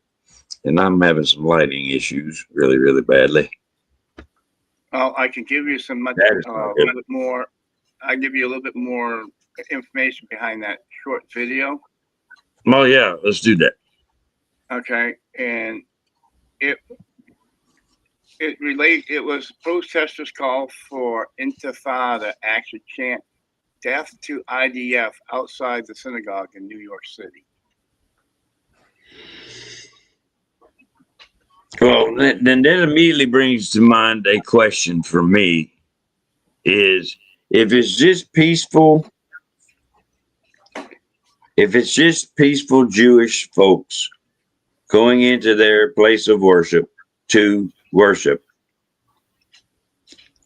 why would you shout death to the IDF? And I know there's a lot of smart folks out there, but just in case, the IDF is for the Israeli Defense Force. That's their armed forces, their military. Why would they be shouting that outside of a synagogue? That just makes no sense to me. That's just intentional shit stirring. It is. If you look at it has nothing to do with the people inside. Nothing. No. It's being done. They're trying to show something while doing it in front of the synagogue because the IDF is the Jewish part of the Jewish military. So I think these protesters are doing it in front of the synagogue to try to put a message to the IDF. No. Yeah, death to the IDF. So that's what it was. And so it's anti-Israel IDF protest. So at first I thought it was going to also have a lot to do with ICE being in the area, but it's basically anti-Israel type of protest. That's why they're doing it in front of the mosque. Synagogue. I'm sorry. Go ahead. I think it's Mambani, whatever his name is, that pissing on his fire hydrant is what it is. There's more to come. Well, I have a little. Go ahead. I'm sorry. Go ahead, Silver Bell. I heard that little squeak. I was going to say it's a little bit of both. This has been going on in Manhattan for quite some time. And those are, a lot of them are college students. I mean, we've seen it in the past too. How Mhm. they've Yeah, but I'm not worried about the college students, and I'm not worried about the people that live in the general area that have been, but it's the people that are being bussed in. Those are the folks you got to watch out for. Oh yeah, and that's happening Right. as well. Oh yeah. But this has been going on way before this guy was even running for office. And I do agree with Hank. Once he's in, I believe it's going to get a hell of a lot worse. Oh yeah. There's going to be Right. blood in the streets. There's going to be But blood. I have another theory, or maybe not so much an other, but to add to possibly. Well, we know that these Muslims, when they're in their own country, when it's a call to prayer, that is a call to prayer. They are sending that call out. They're called to the mosque to pray. They don't pray in the streets in their home countries. They're doing that here to show their dominance. Yeah. So my addition, because I agree with what you're saying. So my addition to this is by doing that shit there in front of, innocent Jewish people that are just there to pray in their synagogue. These fucking different names of shit messing me up. Them out there doing that, screaming death to the IDF, which has nothing to do with them inside, but then them doing that is another way of just asserting their dominance, like praying in the streets. Yeah. It serves no purpose but to just assert their shit. Yeah. Like praying in the streets. That's all part of their assimilation into our society. You know Yeah. what I mean? Yeah, that whole assimilation thing that they don't know the definition of. Yeah, that thing. Right. Yeah. It's going to get worse. There's no doubt. Yeah, they're like the Borg from Star Trek. If anybody knows Star Trek, the Borg. Yeah. Assimilate or die. Oh yeah. Y'all go on now. My dog. See, now my dogs are coming in. See, y'all jinxed me. They're all taking turns tonight. Yep, I might have to go on. No, you're not getting up here. You're like damn near 100 pounds. You're not getting in my lap, fucker. Oh, he'll try to. Let's be honest. They were at this way before this guy was even running. And again, I blame the Democrats that we already have in office. They've all been sitting there stirring this shit pot for a long time. I mean, and now it's coming to what they want it to be. That's the way I look at it. Yeah, I think that the whole premise behind the Democrats is that if you can fuck the people up that much that they're actually going to raise their hand, okay, we're done, we give up, we're going to heal. What do you want? That's what I think it's all about. You know what I mean? Mm-hmm. You know what? That's the people that are in Manhattan that you're saying they're fucking gone. Let's be honest. They're just fucking. They're gone. Now, is there a strategic way to cut Manhattan out?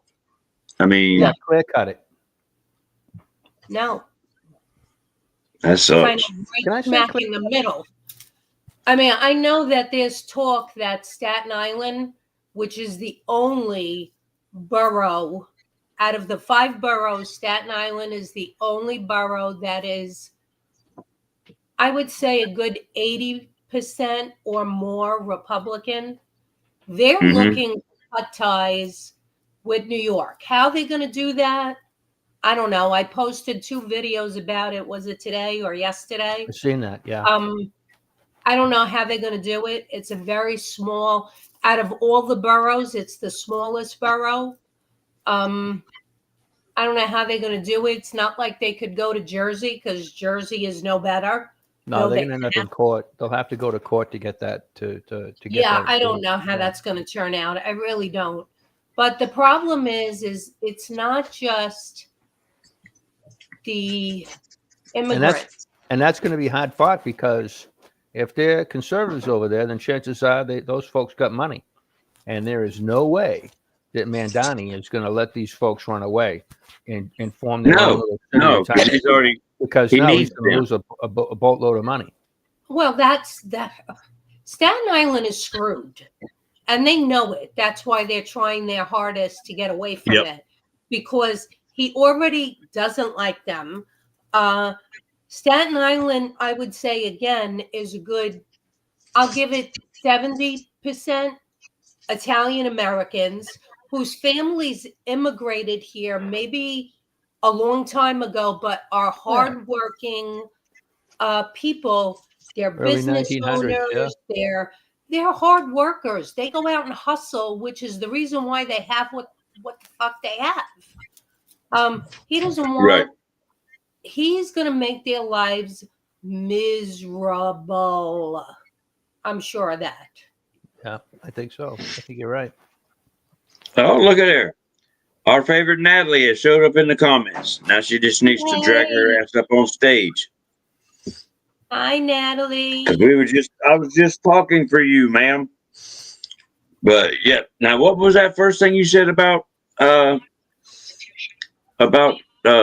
Island? They were trying to go where? Or trying to do what? They're trying to separate themselves I from missed that New first part. York City. Succeed.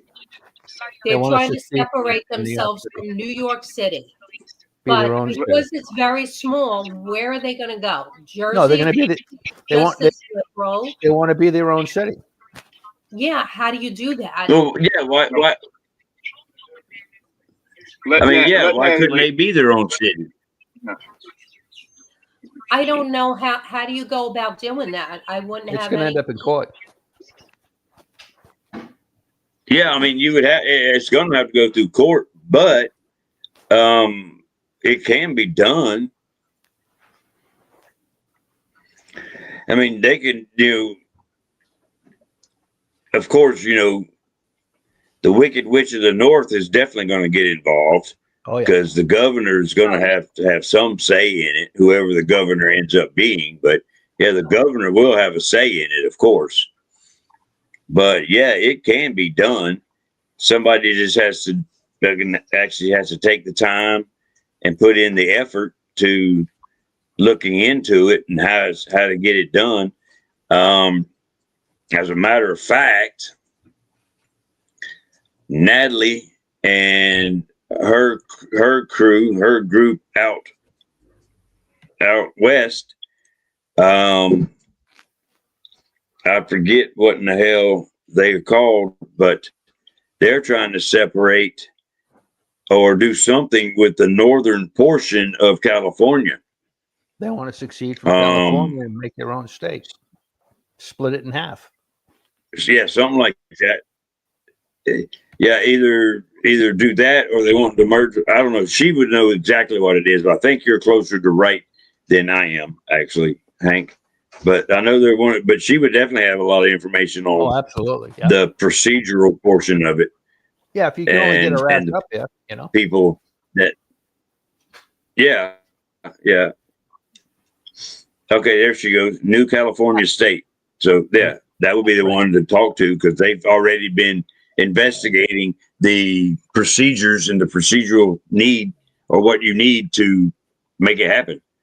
But they're not trying to make another state, but the same procedures I'm sure would be, need to be followed similarly to be a whole new city. I mean, you just have to probably take the word state out, put fucking city in. Same shit. I'm not sure, but or at least close. I remember hearing something about their constitution, the California's constitution. There's something there that allows that to happen. I could be totally wrong in this issue, but there is a mechanism there. And California, let's face it, these people are getting hammered for years now. And I'm not saying New York. Well, hell, you know what I mean? But hell, California's Constitution is so fucked up.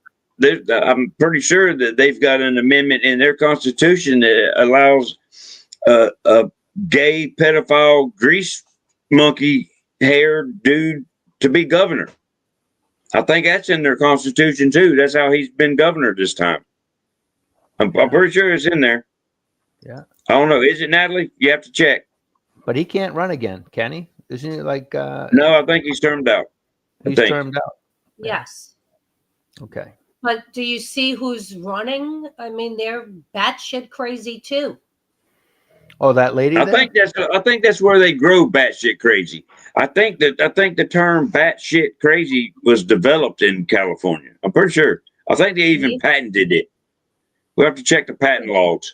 I think so. I think California itself, the state itself, patented batshit crazy. I think they even have that particular form of batshit out there.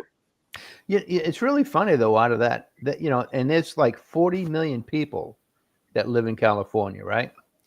And whatever this idiot says, Newsom, right? Everybody just falls in line.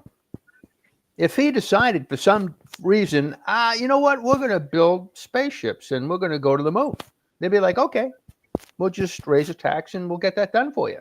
I just don't get it. Yeah, we'll create something to tax and we'll get that done for you. And don't worry paying us because we'll just let the tax do it and we'll do the shit for free. Exactly. Yeah. You know what I mean? And the entire legislature over there is like, that's a good idea. Yeah, let's do this. You're absolutely right. Yeah, let's do the damn thing. It'll make us even more famous. There's another thing too about California too, and I could be totally wrong again, but there's only like 3 or 4 families that have been running that state for years. Do you know Miss Natalie, come on up to the stage, ma'am. She knows. And these assholes are dug in deeper than an Alabama Tech. I mean, you ain't getting rid of them. Miss Natalie, I'll bring her up to the stage. I'll just put her on stage. She will tell you. Her and I were just talking about them families a day or two ago, and I think she named them off or was close. She said, there's like what, 5 or 6, huh? Welcome to the stage, by the way. 5. There's 5, and I honestly can't name them right now off the top of my head. I should have this. Yeah, there you go. These conversations, but I don't, unfortunately. But yeah, I just wanted to say real quick that it's called New California State. They've been around for almost a decade now. They have already written their own constitution. They have an assembly in place, a senate in place. They've filed what is it called, amicus briefs with the Supreme Court under the New California State name. They're in touch with Trump's team. They're using the West Virginia model is what they're doing. They're not going through the courts. Jefferson already tried that, didn't work. They're doing their own method. So that's what's going on there. And they're pretty, and the Constitution it pretty much just goes back to the original California Constitution before it was, butchered up and tainted over all these years. But yeah. Yeah, and appointed a gay pedo as almost permanent governor. Isn't that that's in your Constitution, isn't it? If he can trick the people into voting him in for a 3rd term, he becomes permanent. Isn't that in your Constitution? What are you talking about? God, I hope not. In your Constitution that if he can trick the people into voting him in for a 3rd term, he can he becomes a permanent governor? So are you saying that I don't know if I don't think that's specifically in our Constitution. No. However, the legislature. Okay, I'm just checking. The legislature could easily pass by 2/3 in both chambers a ballot initiative to put it into our Constitution, and the people of California are dumb enough, or they're A, dumb enough to fucking vote for it, or B, don't show up to the polls. That's what I'm saying. You might want to check your Constitution. Y'all just think you're getting rid of Gavin. It might already be in your constitution that if he has tricked them into letting him run for a third term and is elected, he becomes your permanent emperor of California. Yeah, that's not in the Constitution. No, but Okay, but, I'm just but if that takes a special vote in California, it's the mail-in ballots. It's the ballot harvesting. That's what's killing you. Period.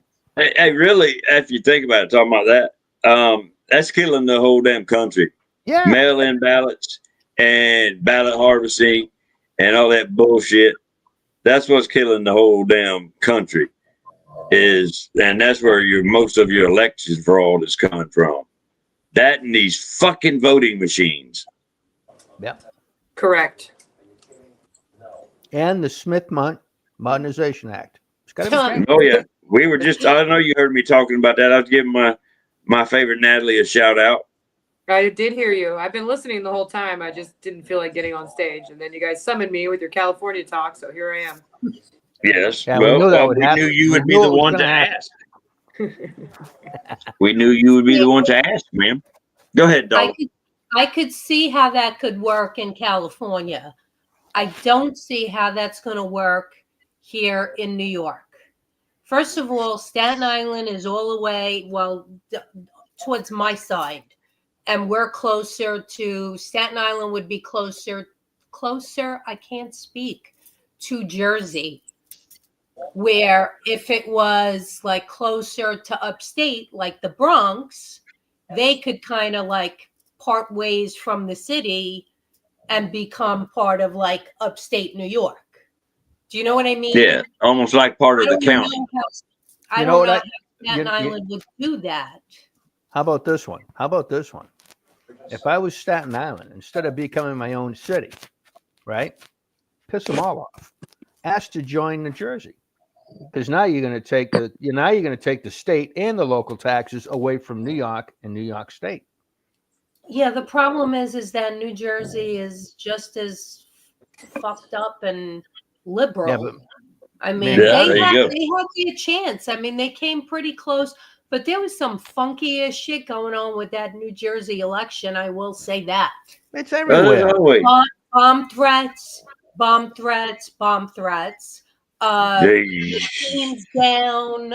There was all kinds of funky ass shit going on. Yeah. What do you think is going to happen in the midterms? It's going to be crazy. It ain't going to be pretty, but you know what? It's not going to be pretty. The problem, and I said it even before he got elected a second time, meaning Trump.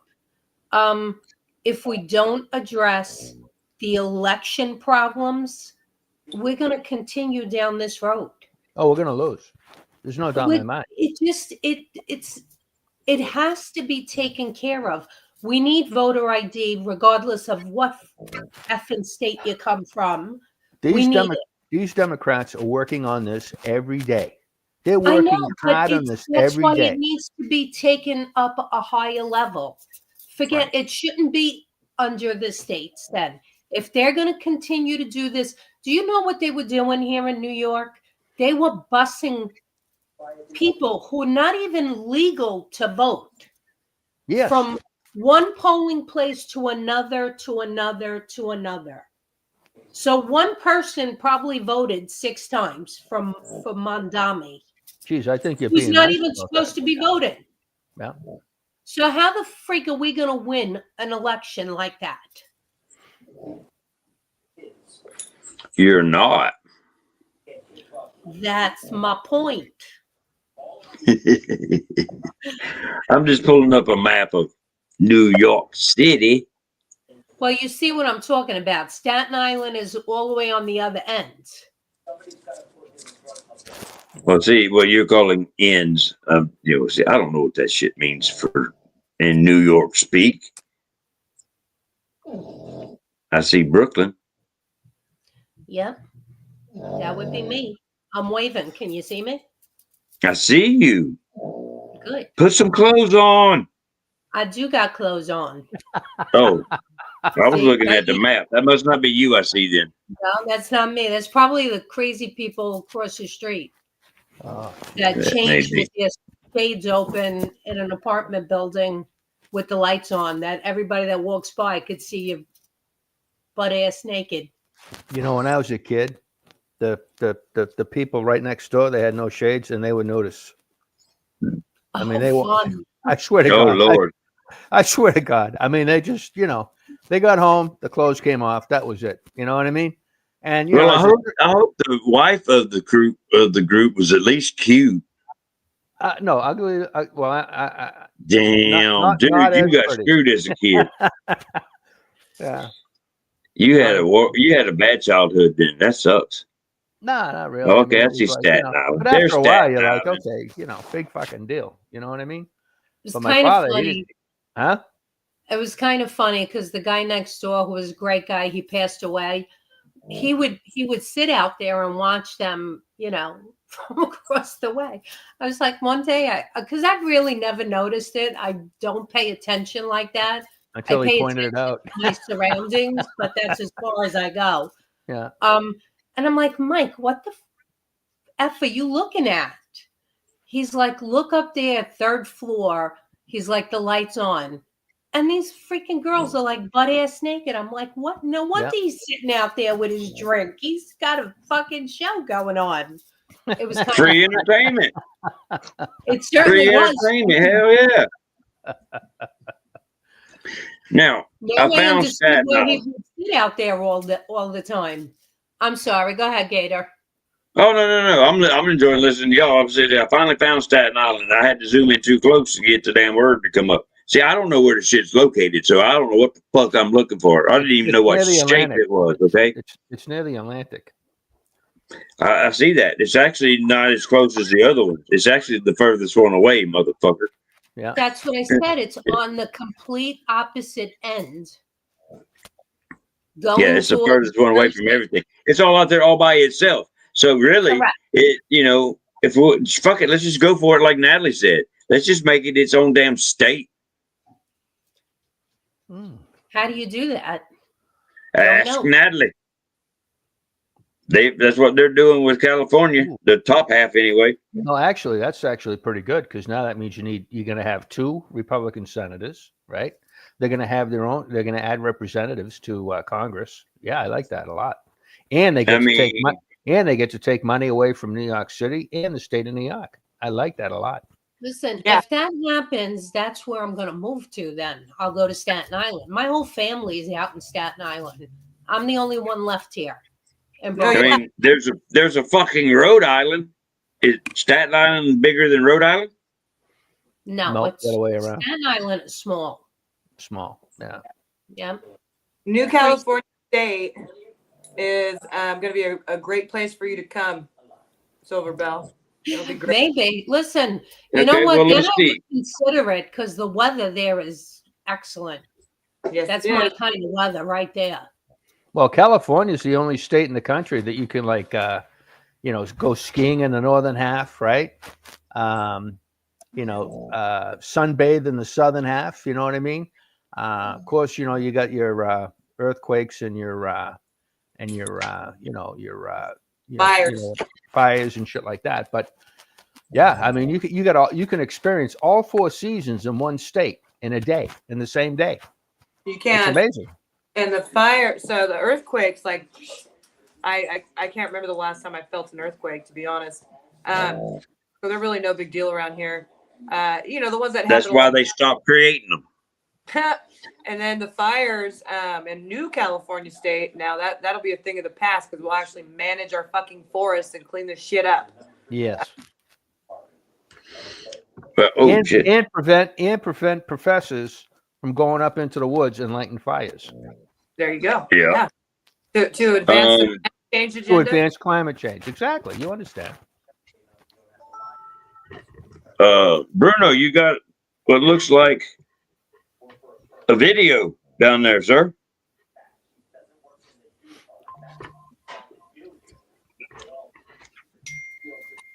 I sure do. All righty. I guess we can go ahead and do that. Okie dokie. We'll give you something else to talk about. Okay, that's cool. You throw it up on the stage, and I'll manage it from there. Has been infected with Islamist doctrine. Ideas like secular governments are traitors to their own people and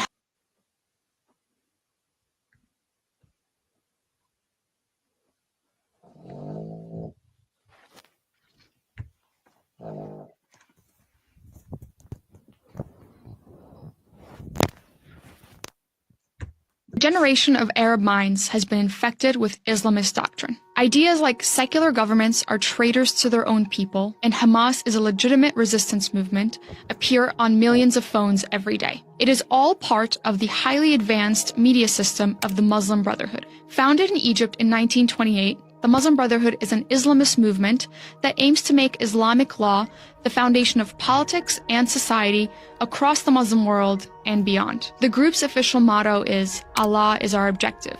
The Prophet is our leader. The Quran is our constitution. Jihad is our way. Dying in the way of Allah is our highest hope. Nearly a century later, that vision hasn't faded. Despite being banned in Egypt, Saudi Arabia, and the United Arab Emirates, and many other countries across the Middle East, the Brotherhood's radical ideology has survived and even grown in the age of social media. Today, its chapters and offshoots operate autonomously, using a vast web of online networks to control the public narrative and spread its message. Since the October 7, 2023 attack on Israel, the Brotherhood's branch in Gaza, Hamas, has been a key beneficiary of this media ecosystem. Brotherhood-linked feeds on X and YouTube churn out clips framing Hamas's October 7 atrocities as legitimate resistance, denouncing Israeli operations in Gaza as extermination, and smearing Arab governments that oppose Hamas as traitors to Palestine. Other posts lionize Hamas spokesmen, repeat unverified casualty claims from Hamas-run ministries, and present Hamas's cause as the authentic voice of the Arab world. For the Brotherhood, this sprawling media empire is an instrument of power, designed to amplify Islamist ideology, sustain its networks in exile, and project influence far beyond its political strongholds. Taken together, they form a digital echo chamber that ensures Islamist narratives permeate online discourse across the Arab world. While Washington debates if and which of the Brotherhood's most dangerous branches need to be designated as terrorist organizations, it must not overlook the ecosystem that sustains them, its media empire.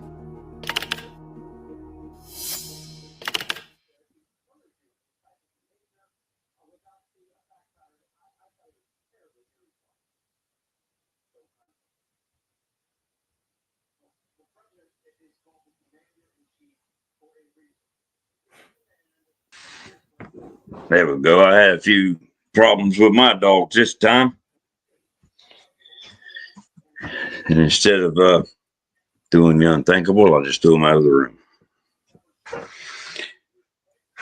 And that actually made sense. That whole little spiel she went through. Because as I was saying earlier, come back on screen, there we go.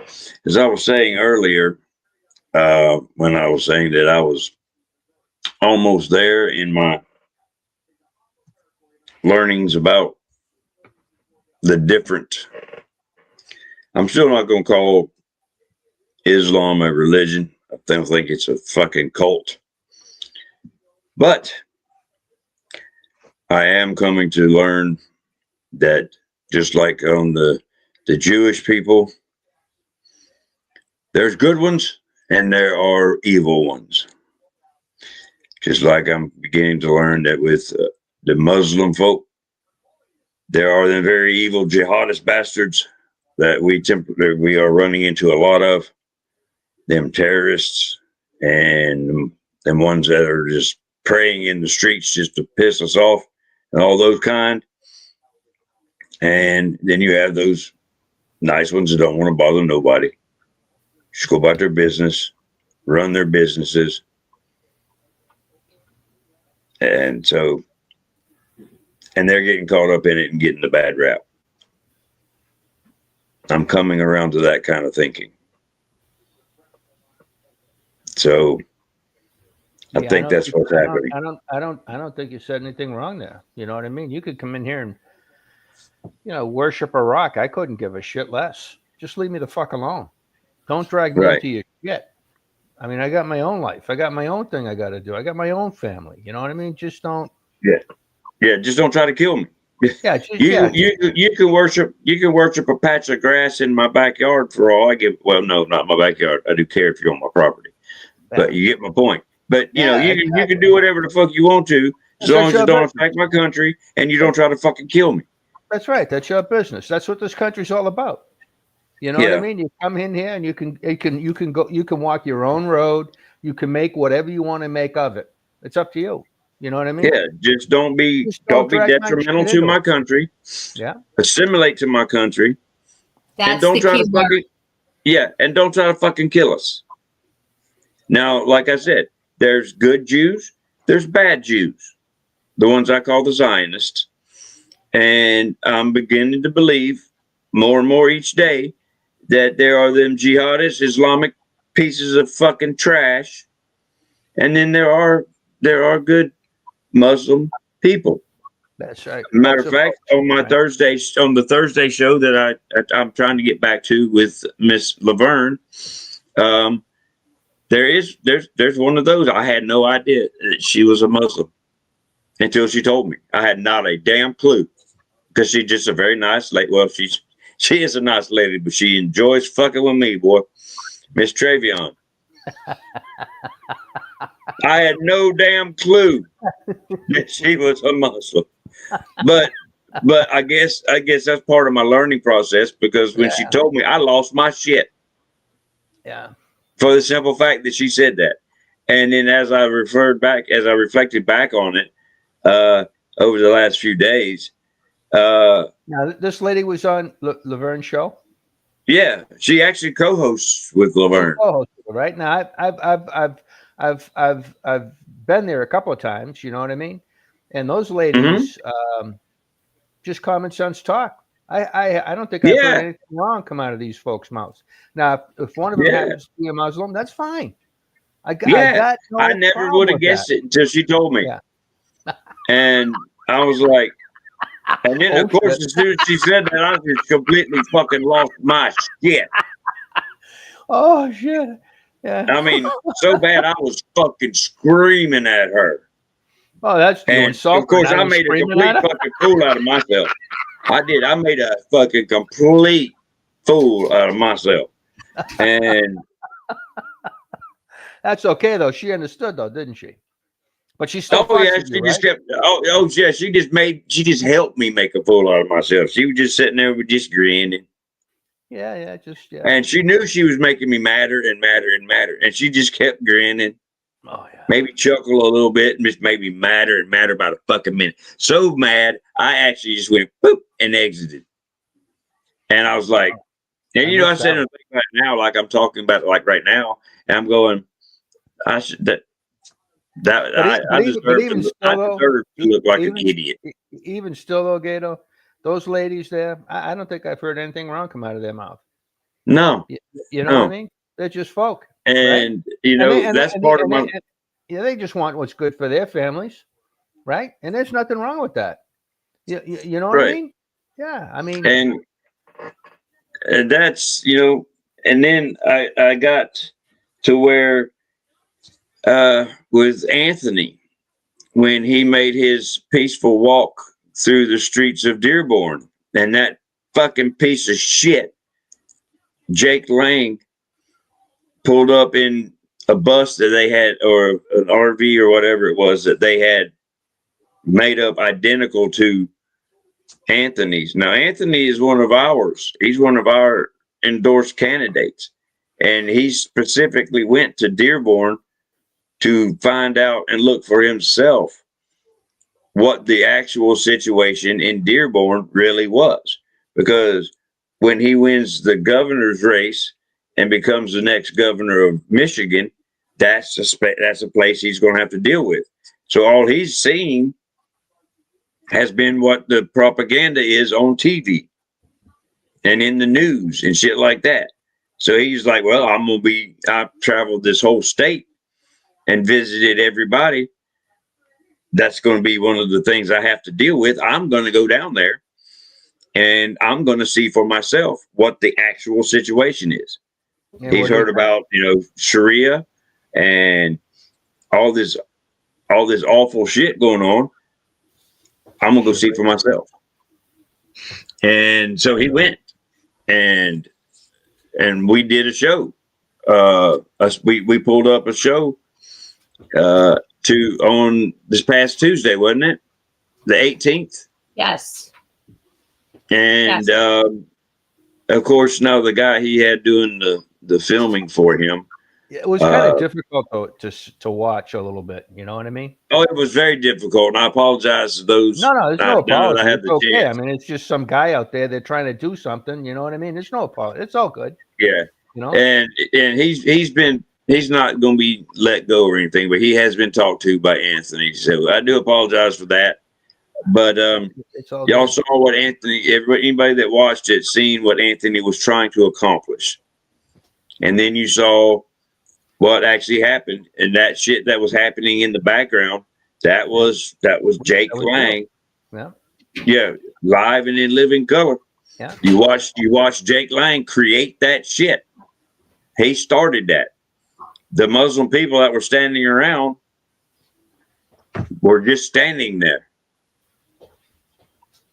They were waiting to go inside to attend the city council meeting or whatever meeting it was. Now they in the council meeting now, right? I think they allowed like maybe 5 or 6 speakers. That was it.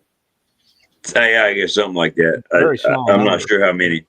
And I think they allowed 1 American to speak, and the rest were, foreigners. Oh no.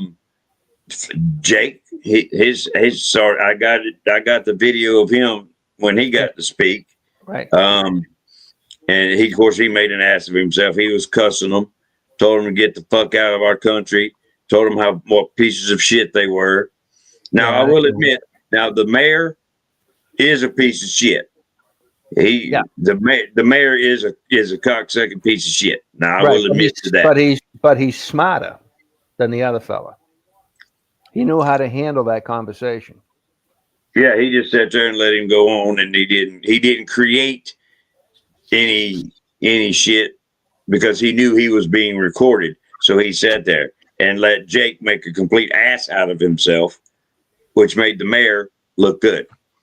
When in reality, the mayor is everything that our piece of shit was calling him, but he sat there and just. Yeah. Now the other speakers, who were they? Anthony got to speak.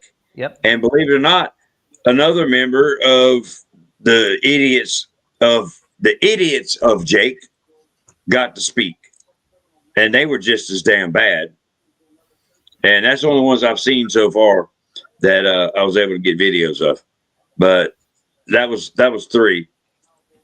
But everybody's calling Anthony a sellout and all this shit. But he went down there to build a bridge because he talked to all the shop owners. He failed. Well, he failed because the shop owners okay, I own a shop, but there's 15 other people around there that he pissed off. You know what I mean? They came after these folks. They came after him and the folks he was with. Well, the people that did that shit were the American people, the fuckers, the idiots with Jake Lang are the ones that did all that shit, that pretended to be with him, that drove up in a bus they made to look like his. But they weren't. Right. So now he had, I was on the phone with him a couple of times today. Yeah, and it's a shame. It is a shame. Yeah. And see, that piece of shit is running for Senate in my state. I ain't having it. Hey, no damn way I'm going to have that piece of shit, Jake Lang, a senator in the great state of Florida. What's your other alternative? Moody, our prior attorney general. She's currently a councilwoman, I believe, and she was only up there with a special election, and then she'll be stepping down for the actual election that's going on now. They're running for the seat, and then she's running, and she has put in her hat to fill Marco Rubio's empty seat when he took Secretary of State. Okay. And I don't know who else is in that. Who else is running in that? I'm sure Bruno has already looked into that because he's good about that. Because while I'm running the organization, Bruno is actually running and looking around for our state. So this Senate seat is the Senate seat on the Hill in Washington, not a state senator for Florida. Right. It's okay. Yes. Then I agree with you wholeheartedly. Absolutely. He can't go to the Hill. No. Moody does a good job in her committee hearings and stuff too. I've watched her. Yeah. Yeah. The other fellow though, he can't go to the Hill. I don't know. Maybe if he grows up or something, I don't know. He can't make it. He ain't gonna be able to. Oh, I'm sorry. My bad. Actually, Corey, he did me right this time, and he set me straight. Moody is the interim senator. She got appointed there until this upcoming election. She's filling the seat that Marco Rubio vacated. So she's going to be the incumbent. Right, but she's going to run. She's going to run for Senate. Yes. So she just she took it in the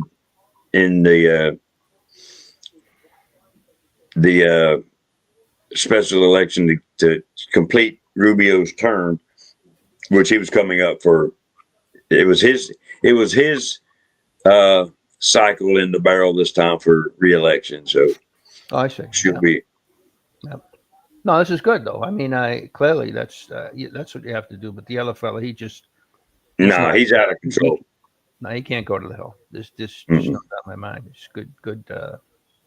Yeah, it's a shame too. He's not a bad kid, but yeah, they'll eat him alive. They'll force him in a corner. Yeah. You know. And I did say she was elected, not appointed. I corrected myself. Okay, so she is elected. She was appointed. No, she was elected. She was elected in a special election. No, Corey's down there saying she was elected, not appointed, and I was saying that I did say that. Oh, I see. I corrected myself. Okay. Wait a minute. Good though. Aren't senators generally appointed until the next election? Isn't that how that usually works? Well, the state of Florida holds a special election, but usually that's how it is. But I tell you what, hey Bruno, can you double check that for me, please, so I can make sure I'm putting out the actual correct and accurate information?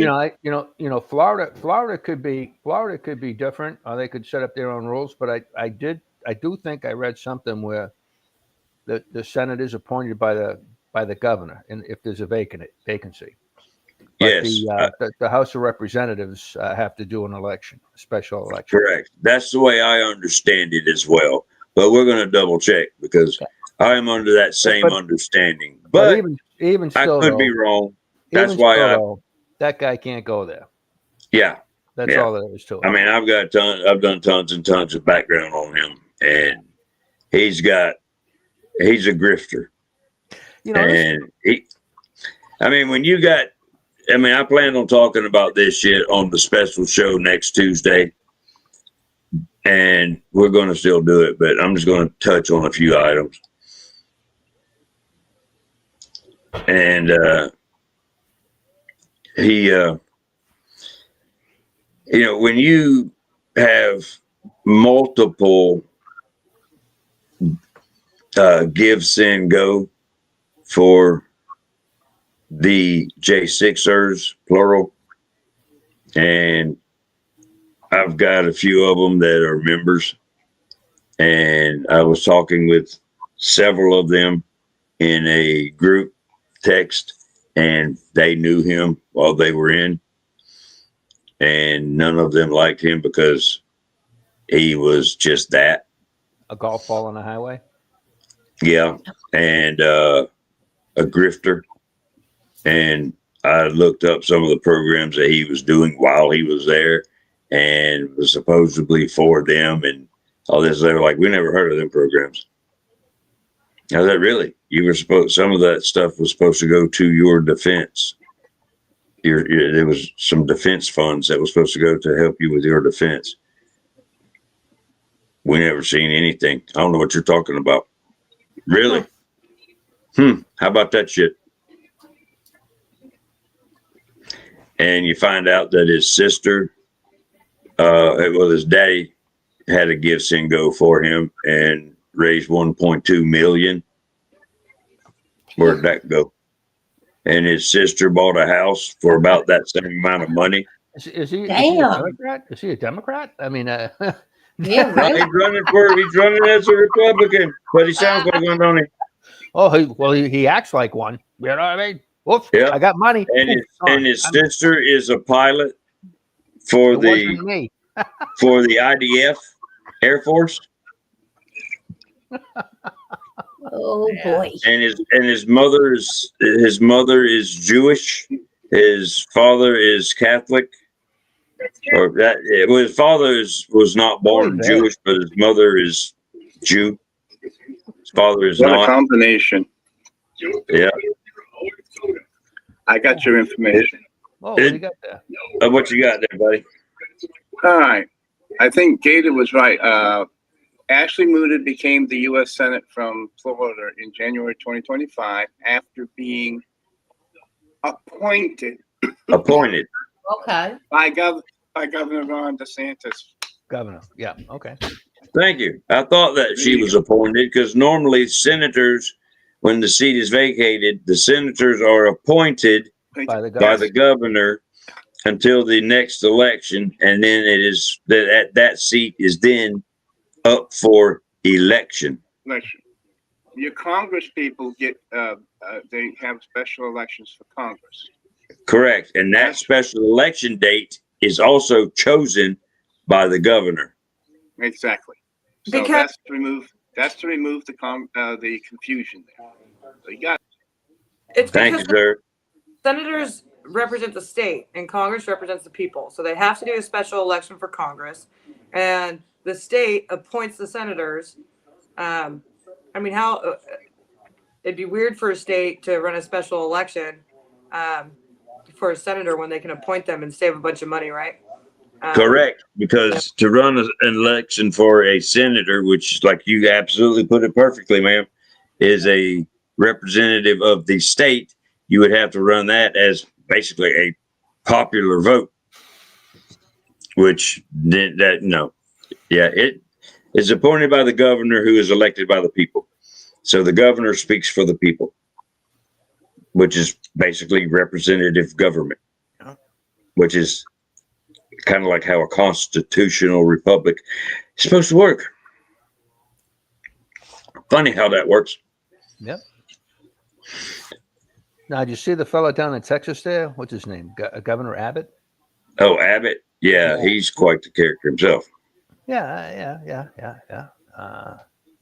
But I guess he was saying he was calling the Muslim Brotherhood a terrorist organization or something like that, or he's going to do something with these folks. And Well, they are a terrorist organization, man. Yeah. No, I know. would say that. What's that? I would say the same thing. They are. And so is that other one that cars, whatever, however you pronounce it. Yeah. You know, I'm sorry. Well, I'm sorry, Hank. The good Finish folks finish your thought. The good folks from CARE had a message for him today. You fuck with us, we're coming after you. Yeah, I basically got that same vibe too. Yeah. You know, which I think is good. You know, I mean, these people are not going to stop. They haven't stopped. But the only thing that they did do is they did kind of fuck up, because they're taking on a country now where everybody owns a fucking gun. And that's a big difference. I mean, where else have they gone and taken over, and there's like, they just walk in there and do whatever they want, but they ain't going to happen here in the United States. It's just not going to happen. I've said it before, and I'm going to say it again. One day, it'll be our veterans that will save this country. Yeah. I've said it in the past. Mm-hmm. They just think that everybody is like, a sitting duck. They don't realize there are people out there that have been waiting for this shit to happen. Yeah. You're just waiting on it. And I know I was in the Air Force, right? And it's like many moons ago, but I still had to qualify once a year, you know? Yeah. And, yeah, I could jump right back into that with no problem at all. Yeah. Hey, what's even better is some of the shit that I had to do. I had to qualify once a month.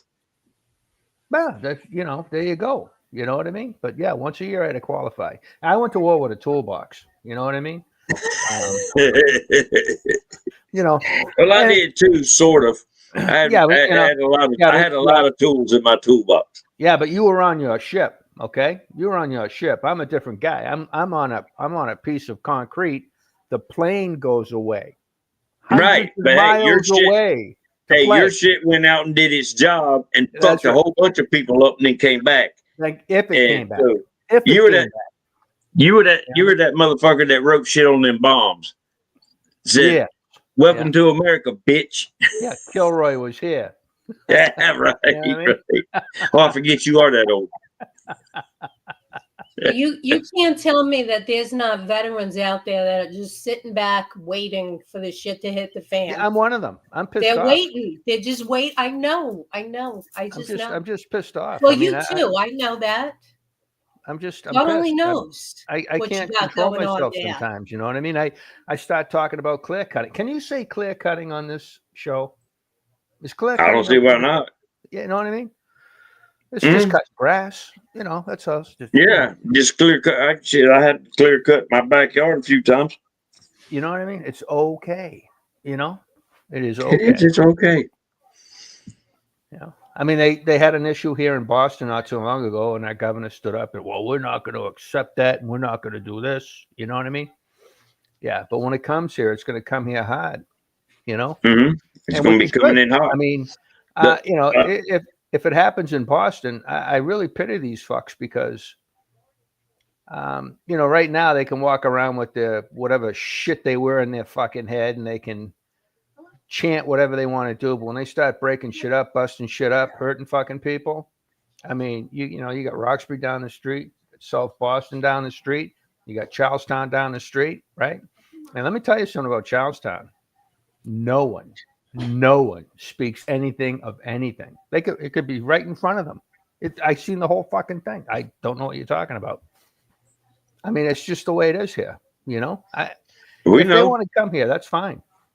I have a question for you, Hank. Is it true what they say about that place, that they're the biggest bank robbers? Oh yeah, absolutely. Let me fucking tell you something. If there's a bank robbery anywhere within 100 miles, they go right to fucking Charlestown first. I mean, that's of course. Just, you know what I mean? That's just the way they are. That was, you know, and that's all from, you know, the Howie Winters gang. Of course, that stuff is long gone now. You know what I mean? But the kids back then, what? Well, it is. I mean, it's you know, that was a long time ago. But the kids like me, when I grew up and he was doing his thing, they're still there. You know what I mean? And yeah, I just bring it. I mean, it's okay. You know. Matter of fact, I don't know if you've seen when they had those the forced busing issue, right? There was a newspaper. You know, they had like all the kids were out of school and they're just in the middle of the street while school's supposed to be going on, and there's a big confrontation between black and white folk. You know what I mean? And they got this one kid who's got the American flag stabbing another guy. You know what I mean? With the flag, he's got that picture. I don't know if you folks ever remembered seeing something like that. If I had a copy of it, I'd blast it up here for you. You'd be like, wow, yeah. But that's the way it is, you know? Well, see, I've told Silverbell many times, and I even explained it to her once, that that old adage, or you may have heard it, that old line about the South shall rise again. That's not just some old phrase that goes on a t-shirt. It shall rise again. It has a purpose. There's a reason that has been said. And it ain't got a damn thing to do with racism or racist or none of that shit. No. Neither did the first time the South said, fuck you. That had nothing to do with slavery or racism or none of that shit, neither. but the But South shall rise again because we have a like purpose. back in the early 70s or mid 70s, you know what I mean? The black and white issue with the force busing and all that shit. All that hype was brought up by the newspapers and government talking shit. You know what I mean? And the only thing they were doing is putting folk against folk. You know what I mean? That's all they were doing, right? And you got these fucking kids. They're young, dumb, and full of cum. They don't know shit. You know what I mean? All they know is they're gonna protect their turf. You know what I mean? This is my fucking fire hydrant, and get away from it. You know what I mean? Don't you dare piss on my fire hydrant. No, right? And that's all that it was. But today it's different. These motherfuckers want to kill you. You know what I mean? And our government wants to help them, right? Sure. I mean, that's what's fucked up. And they're like, take all your guns away. Massachusetts, the gun laws here that they just passed is like, yeah, you can have a gun, and you can have your gun in your house. It's got to be locked up, and you can't have a magazine in it. You know what I mean? And it can't be around in the chamber. And there's just so many rules. And if you're caught in the street with a gun and it's not in your trunk, locked in the lockbox in your trunk, you know what I mean? You got to that's doing you a shitload of good. Exactly. You know what I mean? And they had an Air Force vet who was moving into the state who got pulled over for whatever reason. And he had a gun. They found it, turned it over, and they arrested him. This guy spent 6 months in jail or 4 or 5 months in jail because they couldn't. They said he was a danger to society. Oh God! That's what they said, right? Meanwhile, you just say he bought a car and found a gun. No, he was in a car. They pulled him over for whatever reason. You know what I mean? And in the conversation of the stop, they found a gun. And they arrested this guy, and he's been in jail for 4 or 5 months, right? Because the judge deemed him a danger to society. You know what I'm saying? We had another lady from Rhode Island who's a nurse up here in Boston, right? She got in an accident. They had to tow her car away. And when you get towed in Massachusetts, the cops go through your car because they want to check it for security reasons. Figure that one out, right? It's the same line they give you now. It's for your safety and mine, sir. Yeah, but she's in the hospital right now, right? They took her away, so they towed her car. And when they towed her car, they went through it because they wanted. It's for your safety. It's for their safety. So while she's in the hospital, they went and they cuffed her up. They hooked her up because she had a gun in the car. You know what I mean? Now she's a legal licensed owner in the state of Rhode Island. This other fellow who was moving to Boston or moving to Massachusetts was a licensed a legal owner from another state, wherever he came from. You know what I mean? That's yes. Hi.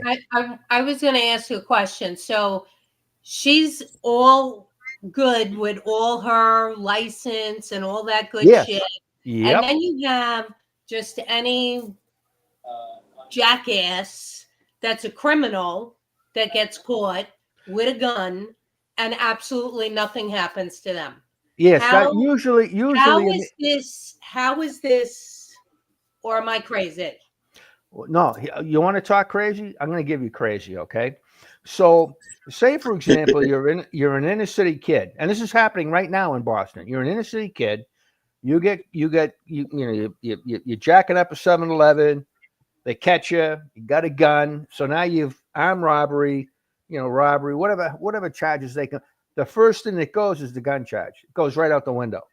That's the first thing they get rid of is the gun charge, right? In the state of Massachusetts, that's a 2-year minimum right off the bat, just for that alone. Nothing else but the robbery. That okay, you're robbing, big deal. You know what I mean? But that's the first thing that goes is the gun charge. Now, if you're a person in the suburbs, right? That gun charge is staying. They're going to tag you big time.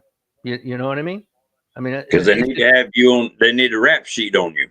Right now, what makes it even better is that the people or the lawyers that do if you can't afford a lawyer, one will be appointed to you. One of those guys, right? They want attorney. They want money. They want more money. They want a raise, is what they want. Now everybody else in the state's getting a fucking raise. They want a raise, and they're saying no. Says, okay, fuck it. We ain't going to do any more of your shit. So no lawyers are taking any criminal cases there from people who can't afford lawyers. So you know what they're doing?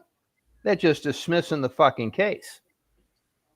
Right? Now they got a kid that was I think maybe 3 months ago. He was caught doing something, and it was violent too, what he did. They let him off because he didn't have a whatchamacallit. Well, he's in court today because he murdered somebody. Do you know what I mean? And this That's is, fucked you know, up. I could show you stories and stories and stories of that same shit every friggin' day. You know what I mean? And the governor, who is a Democrat, well, this is Massachusetts, you know. Yeah, he's a Democrat. They're all fucking Democrats. I'm surrounded by morons, psychopaths, and mental fucking defectives. It really is amazing. You know what I mean? Yeah. Well, That you was know, great. That was great. actually, if you think about it, I mean, And really, you wonder what's wrong with my fucking brain. Okay? yeah. Actually, if you think about it, there is no Democrats or Republicans anymore. I mean, I don't even know what you want to call them. Money. That's what I call them. Yeah, the money party. Money party. You go I to mean, Washington. You go to Washington. Yeah, okay, yeah. You know, I go to Washington. Yeah. You're gonna give me $10 million for the story of my life up until this point? Yeah, okay. You know what I mean? Hop on the money train. There you go. Right? Yeah, and then once you give them the story to write your your No, that's bullshit. You biography don't even or have- whatever. I don't even think they sit down with anybody to have a conversation. They just have some fucking guy write a story. This is who you are. You know what I mean? Yeah, and then once they write it and it starts selling in books, I don't even think the books hit the shelf. they've already told people who you are. You can't get that shit back if they've sold 1,000 books. That's you now. Yeah, but I don't They just made your life up. How many people bought AOC's book? I wasn't gonna tell, man. Damn it, Hank. What? I'm sorry. You always Yeah, selling me out on air, man. Damn. Oh yeah, my brain's going tilt. I don't know. Yeah, I know sure as hell wasn't me. Yeah. I was just joking, y'all. I wouldn't buy that bitch's book. And so now, right? The governor, right? You heard about the cocaine thing with the governor, right? They got like 8 keys of coke going being 18 keys, mailed to a satellite office there in Springfield. Oh yeah. Yeah. You told us about that one. And she knows nothing about it. Yeah, right. Give me a break. You know, where did she get this guy from? They're asking her questions like, where did this guy come from? How did you get a hold of him? How did you even interview him? How did you even come? How did he get there from here? How'd that happen, Mara? And she won't answer any fucking question on that at all. You mean to tell me this kid ain't dirty? Yeah, that kind of reminds me of that Newsmax interview that they did with Norm Pattis. That was a high-profile lawyer that old fuckboy Lang had when he was doing his give, send, go for his J6 legal funds, and he took in almost right close to $600,000 for his legal bills, his legal funds. He must have a big brain. Yeah. Yeah. And this is a guy, Norm Pattis, Norm Pattis, Pattis. He was on the legal team. There was three lawyers, but Norm was that fucking high profile, big time lawyer, known for his well, you might know him. You two might know him over there. Y'all are closer to DC than I am. But he's known for his scorched earth tactics. And when he was in a Newsmax interview, he was asked about that fund that Lang had, and he had that stunned look on his face and was like, "What fund? I don't know what you're talking about." So now you go do the math. Now you've got your lead high-classed, high-priced lawyer that obviously is going to get the lion's share of this fucking money that is supposed to go towards legal bills. So he's going to be the man getting fucking paid. And he don't know about your $600,000 fucking legal fund? Yep. Didn't know where it came from. Yeah. That's bullshit. Absolutely. So if he don't know where this money's coming from, then where's he getting paid from? Where's his money coming from? Where's the money gone? How much of it's gone? Where is it at? Yeah. That leaves a lot of questions. Hey, Jake, where the fucking money at, brother? It's all and money. then they did another analysis. I had some analysis done, and it asked, one of the things they looked at the top end, because see, this motherfucker's tactic was to stall and put in paperwork for continuances. He's just racking up he's racking up the taxi meter. That's what he's doing. Yeah, he continually requesting you continuances. I got to go around the block and waiting for the pardon. That's easily defined. It's in articles where he says it, and his legal team even puts it out in interviews. That was his tactic from the very, very beginning, was to stall and delay until the pardons came. That was his fucking defense. That was his fucking defense plan. And he never left all this bullshit about he was getting dieseled and shit about how they get moved from prison to prison to prison to prison like all them other ones did and got all fucking psyched out and shit. This motherfucker never left DC until April of 2024. And he got transferred to New York in April. Yeah. And then was pardoned in January of 25. Yeah. Those folks there got really fucking hammered. They hurt him. Yeah. Except this motherfucker that made money off of them. Yeah. They don't know where any of this shit came from. Close, he was launching documentaries on himself and producing for an app that he created, 2 apps he created while in jail. He was running businesses, media businesses, while in jail. He never went nowhere.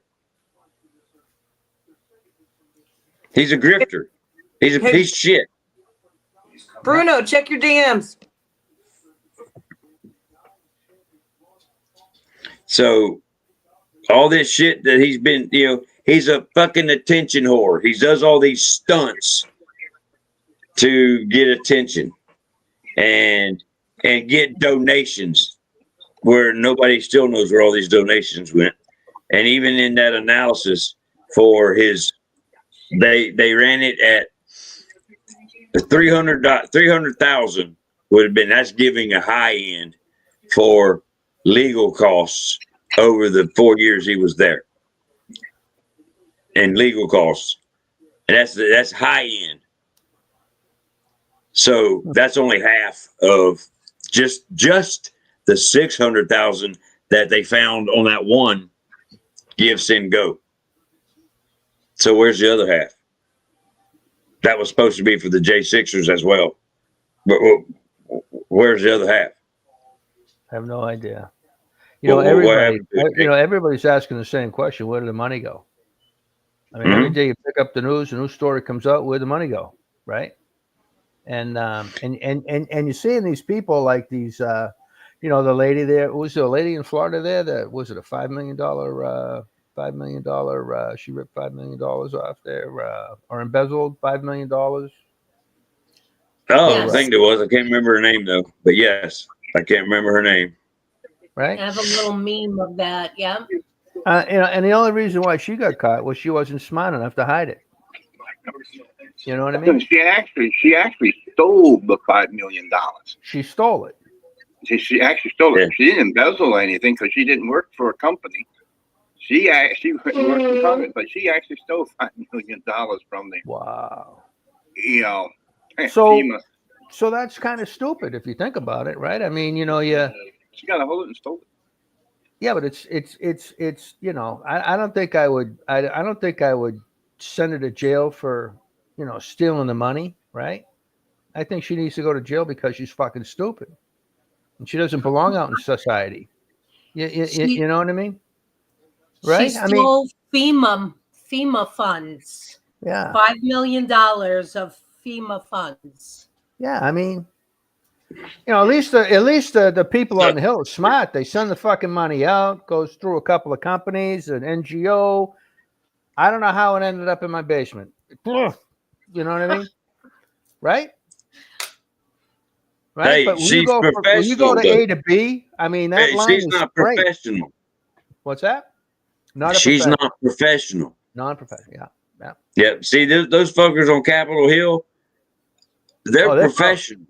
Oh yeah, Yeah. absolutely. You know, And they take them newbies that come in and they tuck them under their wing. Just like Bernie Sanders did with AOC. He took her under his wing and said, "Darling, this is how you embezzle properly."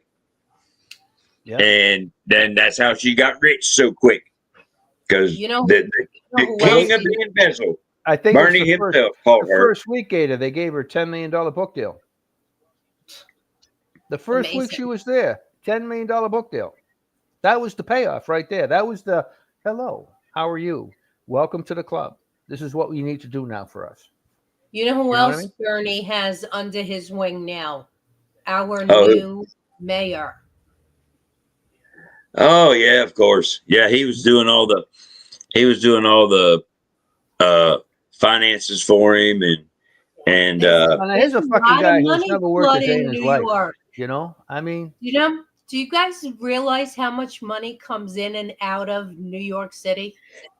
oh yeah, damn near all of the world's money flows in and out of there in some form or fashion. yeah, but eventually though, right?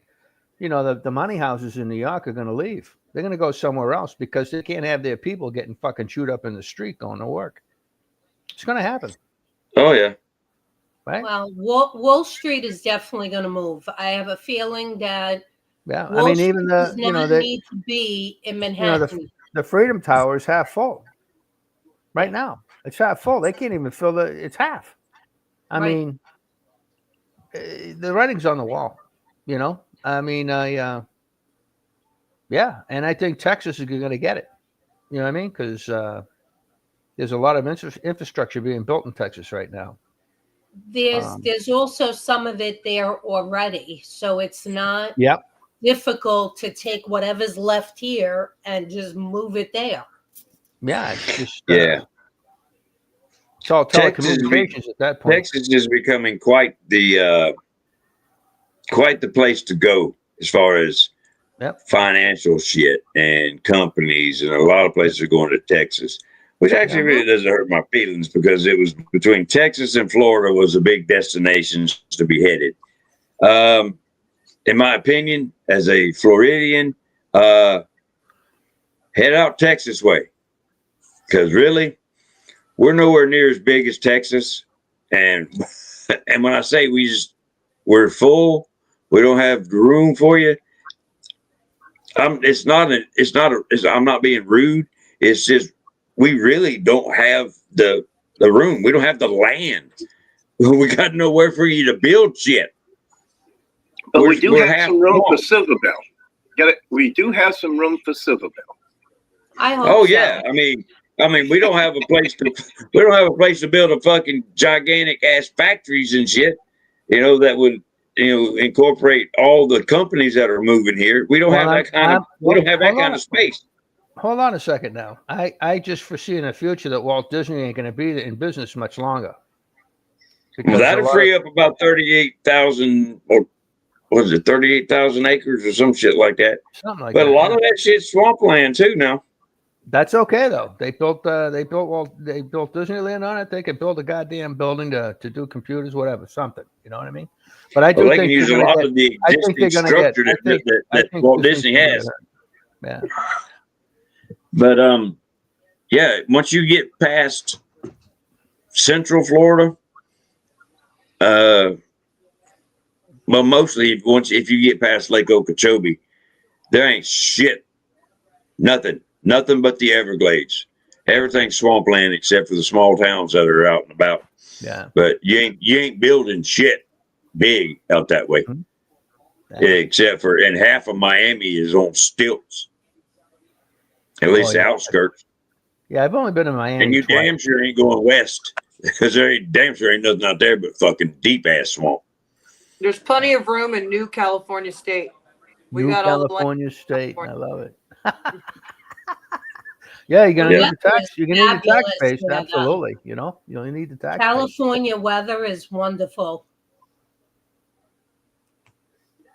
No Jesus humidity. Christ, how the fuck did that guy get into that state? You know what I mean? And he wants to be president too. You know, Newsom. He wants to be president, right? I mean, Mussolini can go fuck himself directly in the neck, multiple times. Yeah, I agree. With a bag of dicks. Yeah, but you know, it's not so much that he's a bad gov. He is a bad gov. The guy's a grifter. You know, I mean, but he's being protected. No. You know? Oh yeah. Yeah, and it's like, you know, it's 40 million people live in that state, and he's just fucking that state dead. He's part of the Getty family, Hank. What's that? He's part of the Getty family. The Getty family is one of those families we were talking about earlier. Getty family. He's definitely a closet queen. I don't care what anyone says. Definitely. Closet queen, yeah. Yeah, I don't. Yeah. Why not? You don't see it? You can't see it? Am I the only one that sees it? Well, hell, them wife and fucked his best friend. That kid and wife. I can hell now. I got the Silver Bell syndrome. I can't talk now. That wife and kids are just props. Well, that's always that way. That's why they Yeah. call them closet queens. Exactly. He's straight up. He's a straight up gay pedo. Why did you not think I was calling him that? He slept with his friend's wife, so he might go both directions. I don't know. Sometimes they do that. Why do you think it says LGB? They stop there. That T shit, they don't even handle that. They like, fuck them. They stop it there and they said no. They tried to Shanghai our shit. Well, at least they were smart. And they about did. that. They did. They finally got smart about it and said, no, fuck you sons of bitches. You're dragging us down. Yeah, I mean, Because you think about it. They were You know, they a lot were of that- nice, a lot of that- calm, a lot of that- quiet. yeah, a lot of that shit is just to get us pissed off, get us thinking in other directions where we should be. You know. It's the fuck. You know, They're led drag by Satan. shows. You know, you're gonna do a drag show to kindergarten kids. I just don't get that. That just pisses me off. It is Satan at his best. Yeah. Out of all of that, what I don't get is the parents. Yeah, no The shit. parents are bringing No them shit. to these shows. I mean,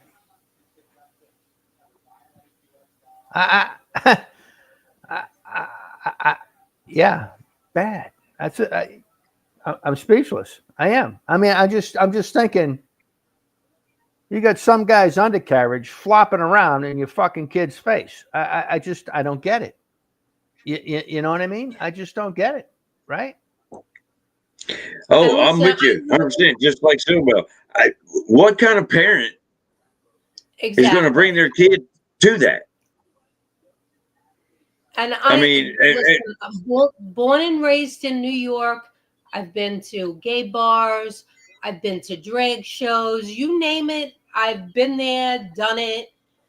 No problem with it, really. But I was an adult. I'm certainly not going to take my 2, 3, 4, 5-year-old. That to me, that makes no sense. but what do I know? And see, I can agree with what you're saying 100%. Because, 20 years in the Navy, I've visited ports all over this planet. And there's not much I have not seen. Now, I will not say I don't participate in that shit. So we'll set the record straight right the fuck now. Even blind ass drunk, I'm smart enough not to participate in that shit. Jesus Christ. But like you said, hell, we walked into right there in London. We walked into a gay bar, had no fucking clue, and it was high noon. We just didn't look up high enough on this tall glass building to see the damn pride flag. What got us was that big brass stag. It was pretty. It was we're thirsty. Let's get us a damn beer. Walk right on in that motherfucker. The Stag Bar. We didn't think about it. We were fucking young. We were in our late 20s or some shit. We didn't fucking know. Yeah, it's funny now. I mean, it's funny now because we didn't pay no attention. We're like, it was in 99? So, fuck. I was like 19. I don't know, maybe in my mid-20s or something. I don't know. I was young. So there was about 10 of us that walked in that motherfucker. I have to be honest, that was like one of the safest places we could go to in our 20s. We were a bunch of girls. We went to men's gay bars. They didn't bother us. We had a blast. We didn't have to worry about anything. We had great times. Dancing. It was gay. We didn't have to worry about nothing. Exactly. There was gay bars in Mississippi, in Biloxi, and it was only like maybe 2. And you could go to them. They didn't bother you. They didn't give a shit about you. If if you were friends with them, that they didn't bother you. They were cool as shit to hang out with. They could fucking funny as shit. They could tell the funniest fucking stories. Had nothing to do with sex. Not a damn thing. They could tell you the funniest fucking stories. They just have you in stitches. I mean, you'd be spitting your beer all over the floor because their timing was perfect because they would wait until you were like this. About the time you were like that, then they would make some fucking joke that you couldn't have it. There goes beer halfway across the fucking bar. Oh, I love it. I mean, they were just, like I said, they were fun to hang out with. Now, you would get that one, if there was ever that one rogue motherfucker that would come up hitting on you and shit. The other ones around were all on his ass. No, leave that motherfucker alone. He's here with me. It was just, you could feel safe. I mean, as females, we certainly did. It was great. Yeah. We had great times. We didn't have to worry about anything. They were great dances. We all danced. We all drank. We all had a great time. Good times. Yeah. No, it's not something I made a habit of going to. Let's not get that idea out there, boys and girls. But I prefer staying in an old redneck dive bar out there in the fish camp. I was just personally thinking maybe you might have a little foo-foo in you there, Rob. No, I had it checked. It was a mistake. It was just a smudge on the film. It was just a smudge on the film. They rubbed it off with their thumb. My ass. Yes. Yeah, it was all good. Oh, I love it. Absolutely love it. Hey, but listen, honestly though, right? I lost my time machine and I want to find the fucking thing because I want to go back.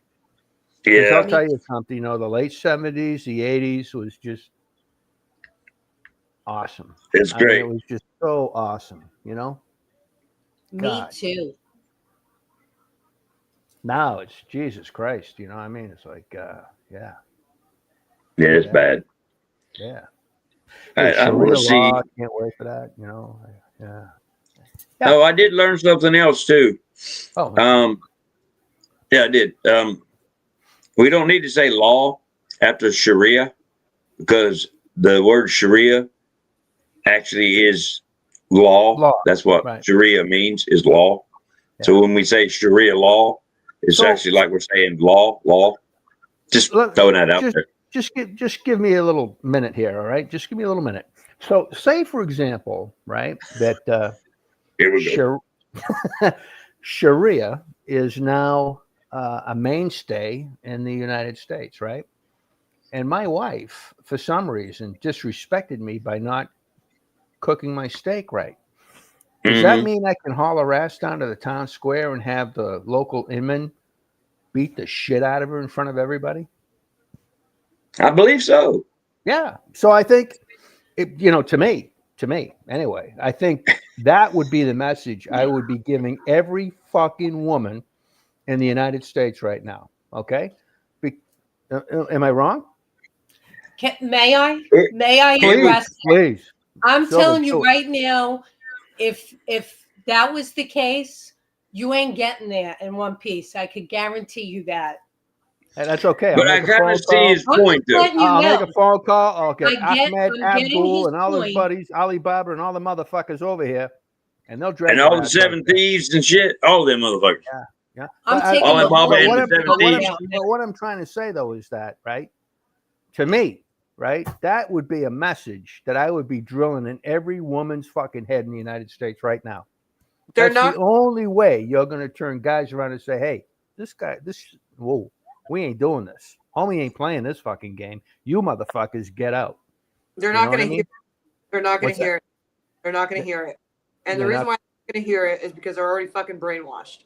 The ones we need to get to are too far gone for the most part, and it sucks. Only God can wake them up at this point. Yeah, when they beat them in the fucking street. Or when they have to pay the price for it. Exactly. And they'll wake up. Exactly. And so us going out there and saying, hey, I mean, they're just going to have some talking point they've been fed, how we're wrong and they're right, or just call you a name and walk away or whatever it is that they do. Usually it's just calling you a name and walking away. But yeah, I mean, they don't get it. They seriously don't understand. They're really that dumb. I think they're actually stupid, to be honest.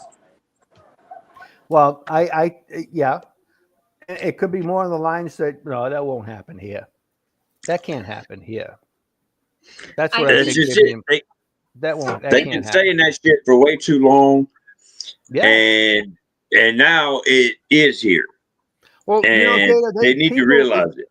A lot of people in this country, right, don't understand, or they haven't seen how other people live in other parts of the world.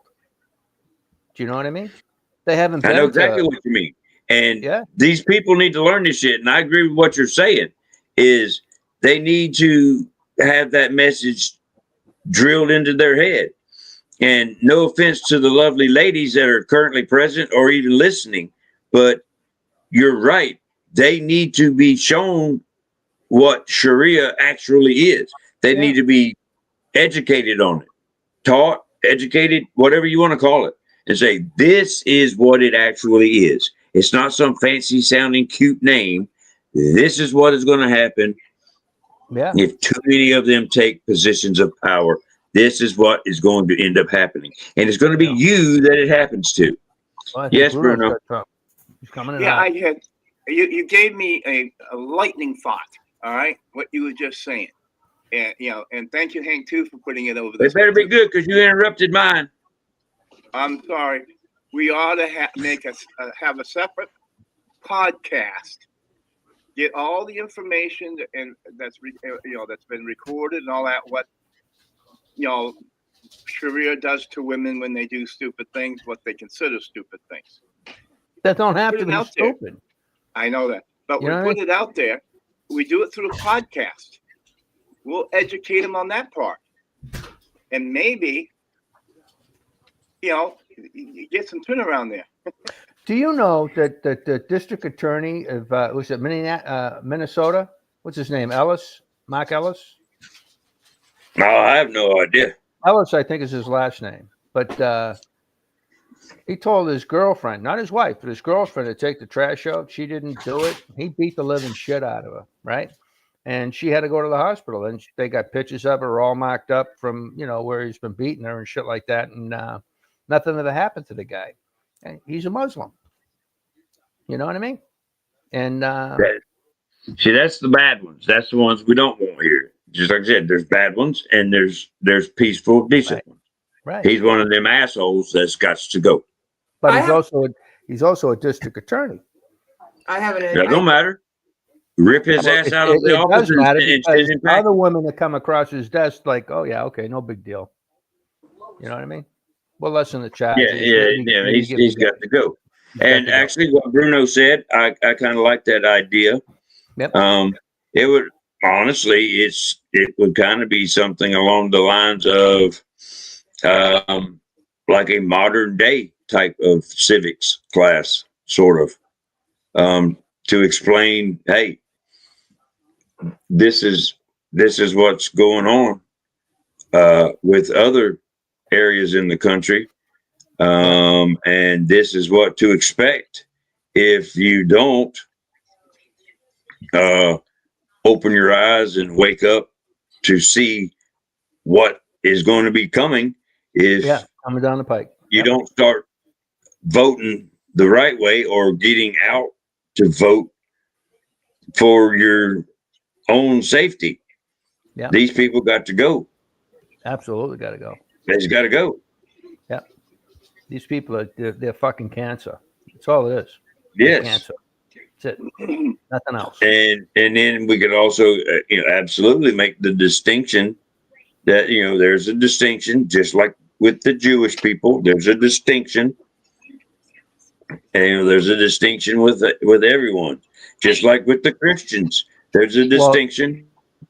There's us good, humble Christians. I know. And hang on, Hank. You're interrupting me, Hank. Hold on.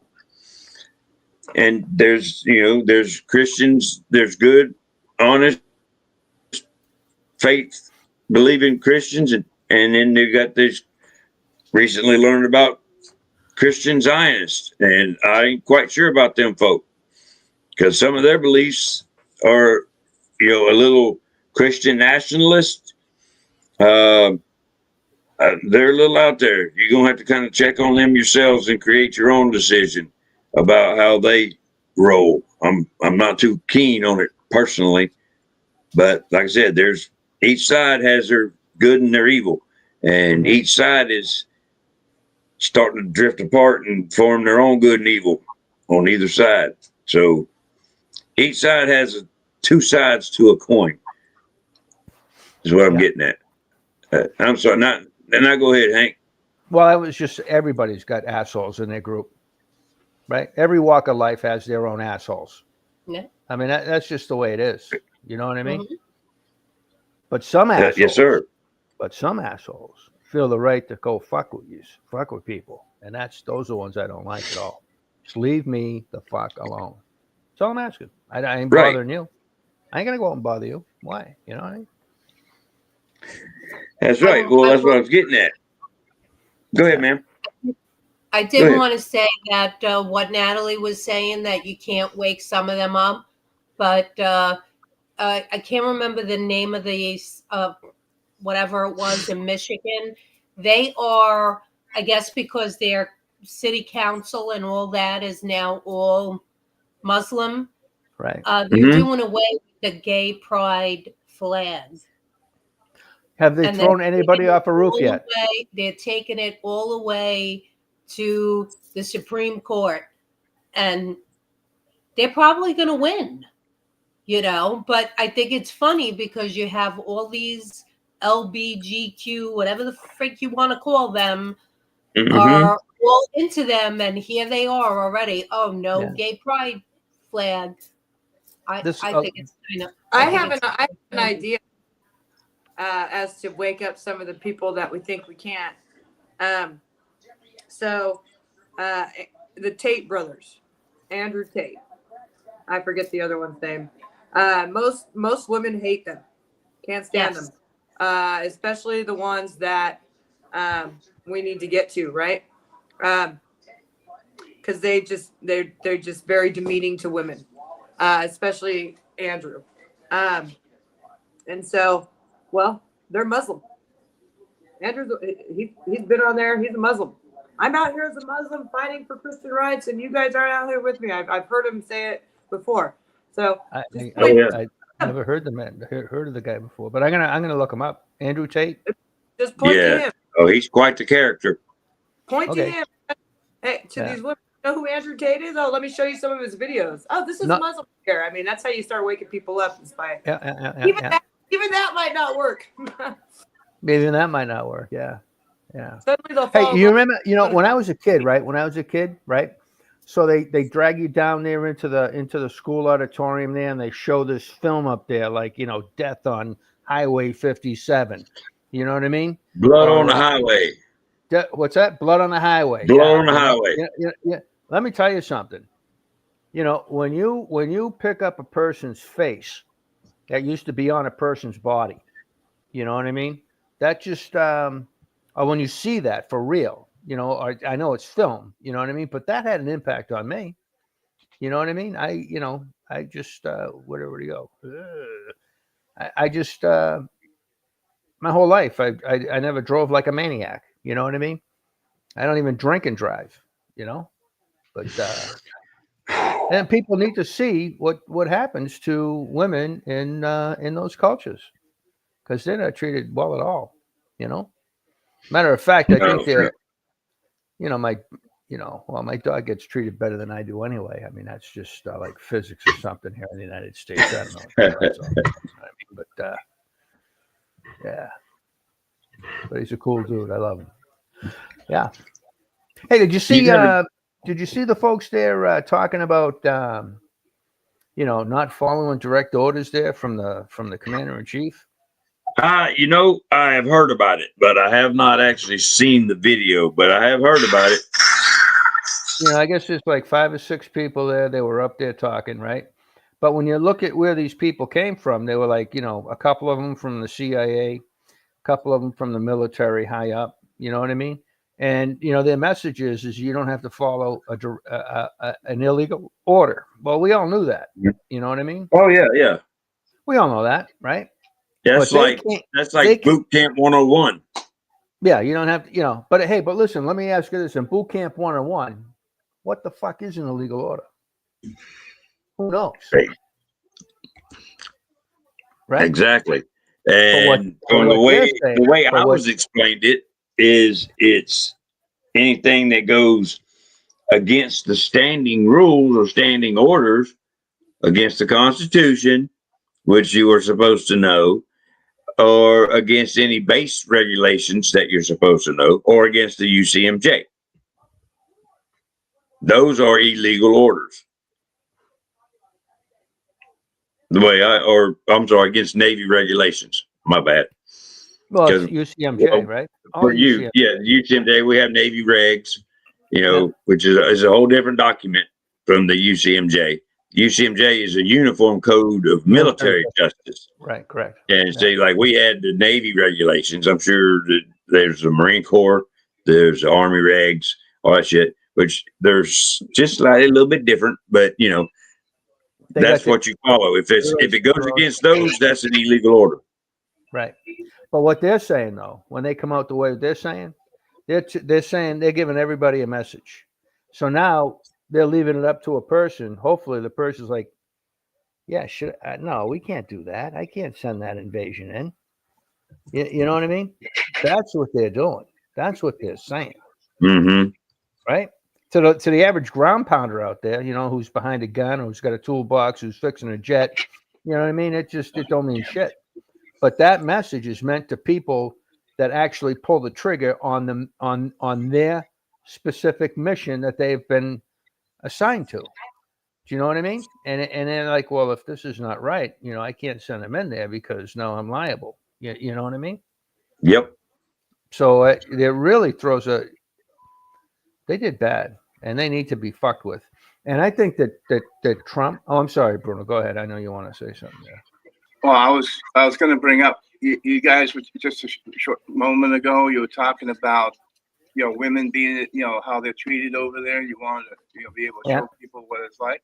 Well, I found one such thing that's actually a scandal going on in Texas. If you guys want to take a quick look at that and comment on that. Yeah, let's see what's going on. Would you like that, Gator? Yeah. Okay, here it comes. Okay. Tonight on Rare TV, we're taking you inside the latest shocking scandal out of Plano, Texas, straight into the heart of what is known as the Islamic Association. I'm talking about Imam Arsalan Haq. Born in Pakistan, Haq is a leading advocate of Sharia in the Dallas area. And in his own sermons, he spells out exactly what that looks like for women, for families, and Let me set her back up. I wasn't quick on the draw that time. All right. Hey, I'll be back in a Okay. second.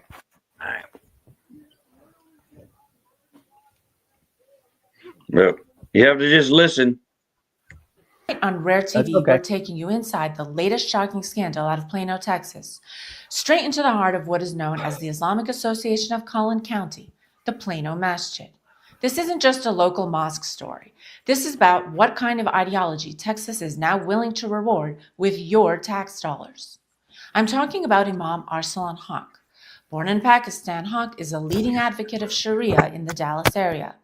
And in his own sermons, he spells out exactly what that looks like for women, for families, and for our communities. In one sermon at the Plano Masjid, Imam Haq tells husbands they may hit their wives as long as it's done in the proper context and only, quote, to bring her back to her senses. Yes, Allah subhanahu wa ta'ala does tell the husband to do a physical action of darb, which the ulama mention means to hit lightly without leaving a mark on the body anywhere, with something like a siwak or something like that, or like a push or like a hit on the chest to bring her back to her senses. Think about that. A religious leader in suburban Texas standing at the pulpit calmly explaining the conditions in which a man is allowed to strike his wife and calling it a form of guidance. And yet, in 2017 and 2020, the city of Plano appears to have handed over 12 grants totaling $1 million to benefit this same Islamic Association of Collin County. So here's the question every Texan should be asking tonight. Is Texas now rewarding imams who preach that women are inherently inferior and may be beaten into obedience? Because Imam Haq doesn't stop at contextual wife beating. In another sermon at a different Dallas-Fort Worth mosque, Haq warns men that they may not beat their wives, quote, to the extent they die. One of the things that Allah Azza wa Jal tells us to do in certain situations, and we don't have time to go into details, is to use physical discipline. Yes, the ayah is there to be used in the right way at the right time, but not to beat our wives to the extent that they die. So let me get this straight. The concern is not whether a husband beats his wife, it's how far he can go. Haq even goes so far as to compare Islamic slavery favorably to Western models of slavery. He praises the so-called rights afforded to slaves under Islam, while calmly admitting that it's sometimes necessary to discipline slaves. Then he draws the line himself. Just as it is acceptable to discipline a slave, he says, it is a duty to discipline his wife if she rebels. As we learn from this hadith and so many other ahadith, that the rights that Allah subhanahu wa ta'ala gave the slaves, the way that they had to be treated by their masters, is unheard of in Western societies. I have been placed in authority over them to take care of them. To take care of them. Yes, to discipline them. It's my duty as well to discipline my wife if she rebels. That is not some fringe Muslim. This is a Texas imam given status, platform, and thanks to the city of Plano, a share of your tax money. We have to be crystal clear on one point. According to the Quran, Hadith, and Islamic law, a woman may indeed have physical harm done to her if the circumstances warrant, including when she is deemed disobedient. This certainly does not mean that all Muslim men beat their wives, only that Islam permits them to do so. And it gets worse.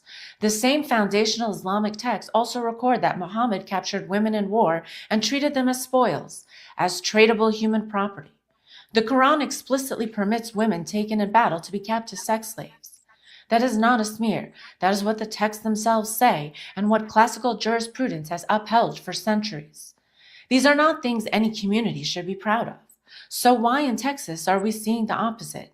Why is a mosque whose imam openly justifies hitting wives and normalizes the disciplining of slaves being showered with public money and political legitimacy? Why did Plano sign off on $1 million in grants tied to this institution? Where's the so-called women's rights movement in Texas? Where are the domestic violence advocates?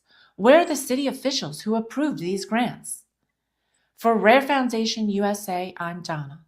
We will continue exposing what political leaders ignore, and we will hold every official accountable for what comes next. Wow. Damn it, boy. Conversation piece, huh? That's sick. That's just sick. You know, it's And it's from their own words. yeah. And what's bad is there's a lot of other texts out there that have a lot of bullshit in it, in their own words. That one is one of the worst.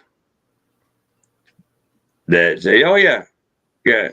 Why are they getting federal funded money? That's what Yeah, I that's want the to one. know. That's the one that's got me fucked up. Well, that's CARE. That's that organization CARE. Well, if it's federally funded money, it shouldn't be going to them either. Well, we're going to see what happens with Abbott because he's already been told there's a problem if he has an issue with the Muslims in the state of Texas. I'm waiting to see what happens to this guy. Well, they're already suing Texas because of what Abbott has already done relating to CARE and the Muslim Brotherhood and all that shit. Here's my thing. Go ahead, Bruno. I'm sorry. I thought you were finished. I was finished. I was just going to say, your turn. Oh, okay. I'm sorry. I didn't mean to interrupt you, sir. What did Abbott do? What did Abbott do to the good folks there, the good Muslims of Texas?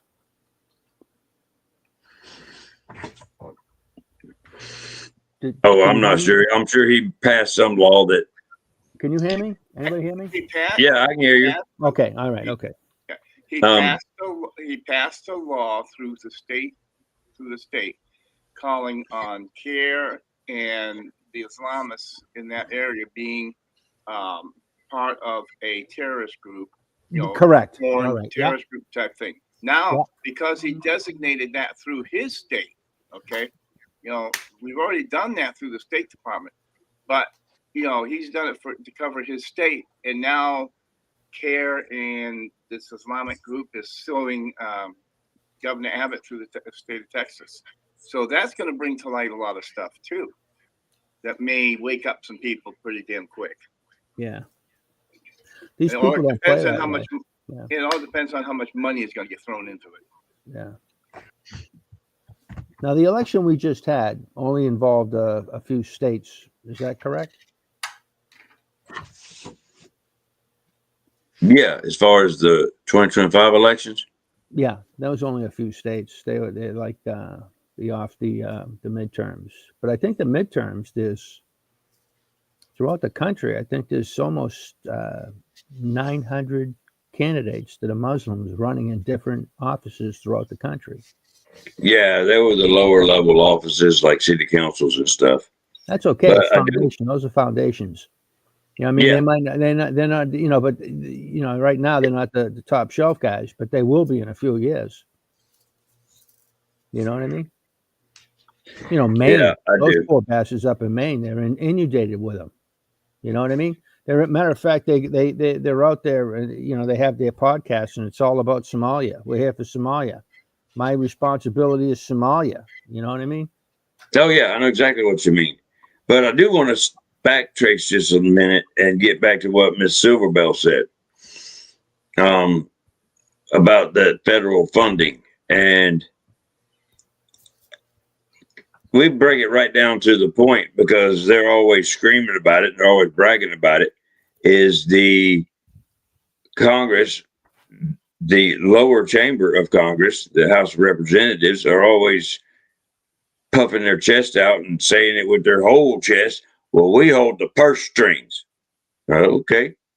Well, why are you using your purse strings in that purse of yours to fund grants that are going to them in Plano, Texas, and those 12 grants that just got handed out by Texas to that city? That's my question. That's what I'm not understanding. Is those grants were federally funded? Those are federal grants that only one place money comes from, and that's from the purse that the fucking House of Representatives hold the strings to. So it's not hard to narrow down where that money came from. It came from the House of Representatives. Now you just got to dig through that fucking viper's pit to figure out exactly which program through that line item. Yeah, which program and which asshole put forward the motion and shit to send that money through. Which is, again, that's why I called it the viper's pit, because it's going to be like a pit of snakes to untwine and figure out where it came from. Yeah, but I'm very interested to see what happens in Texas, though. Very, both with their gerrymandering that I guess the court said you got to go back to the 2021 map, and this thing with Abbott. I'm very curious. See, that's another thing. Is this whole gerrymandering bullshit. I'm so sick of that. I'm so fucking sick of it. Everybody wants to sue everybody. That's the American way.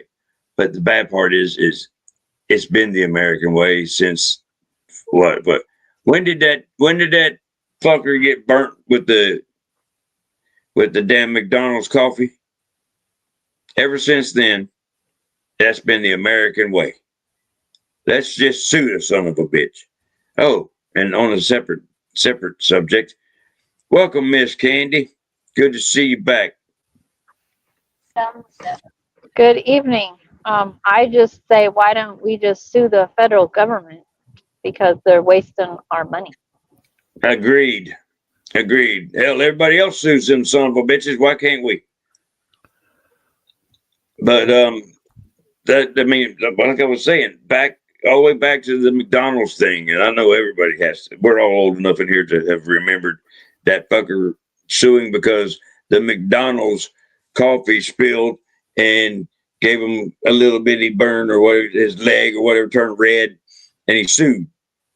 He or she, I don't even remember now, but they sued because there wasn't a warning on the cup that said contents are hot. You order coffee, you dumb fuck. What do you think coffee is? It's hot, dumbass. And like I said to you earlier, Miss Silverbell, and it proves my point. You remove all the warning labels off of shit, and nature will take its course. The car batteries are the funniest one. Don't drink the fluid. Yeah. I swear to God, don't drink the fluid. Warning, caution, don't drink the fluid. I mean. Go ahead, Silverbell. I want to know, can I get a lawsuit going if I order an iced coffee and it gives me brain freeze? Yeah. Could I have a lawsuit? That'd be a new one. I like that. Me too. Yeah. I'm wondering if I can't sue. Hey, because I bet that cup don't have a warning on it that says contents may be cold.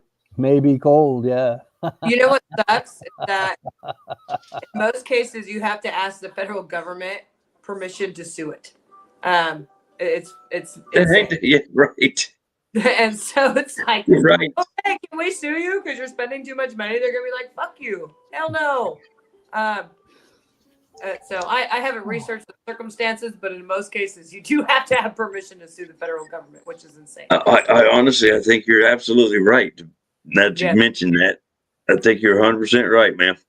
Yes, I am right. And Silver Bell, unfortunately, the damages with getting brain freeze only last a little bit, and so you probably wouldn't win that lawsuit because. Have you met me?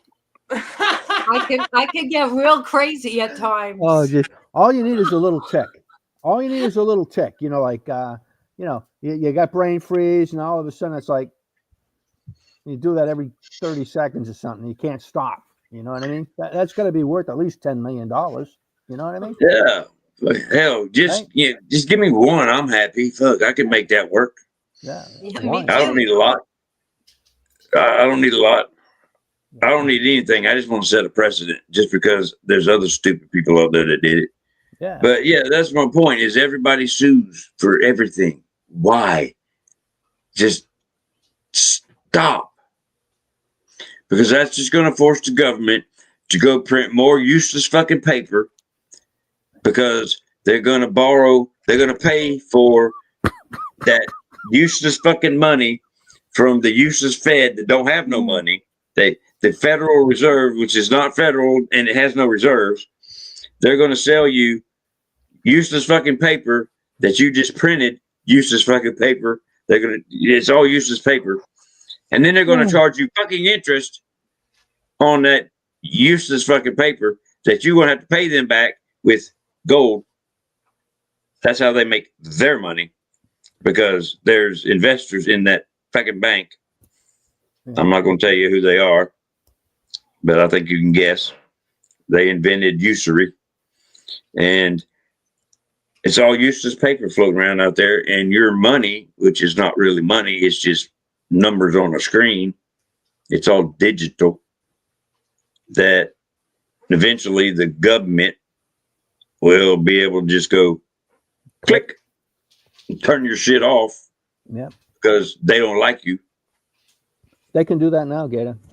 Oh yeah. Yeah. The IRS has an issue with you. Your fucking accounts are frozen. That's it. And you know the funny part is motherfuckers are out there worried about. Well, they can steal my identity. I'm going to hide my social security number because they can steal my identity. Motherfucker, who do you think issued you that motherfucking number? The government. They already got your social security number, dumbass. Boy, you know, that reminds me of a song there, Gator. They gave it to you. Song coming. You know what I mean? I can feel it coming. I feel it coming, Hank. I feel it coming.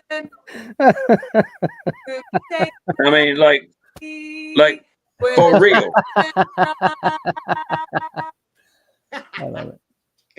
I mean, for real. The government issued you all of this information that you're trying to protect from being stolen. So you don't think they already got the information? I mean, y'all put a little common sense behind this. You know, people always ask me, Gator, you don't have your shit secured? No, why?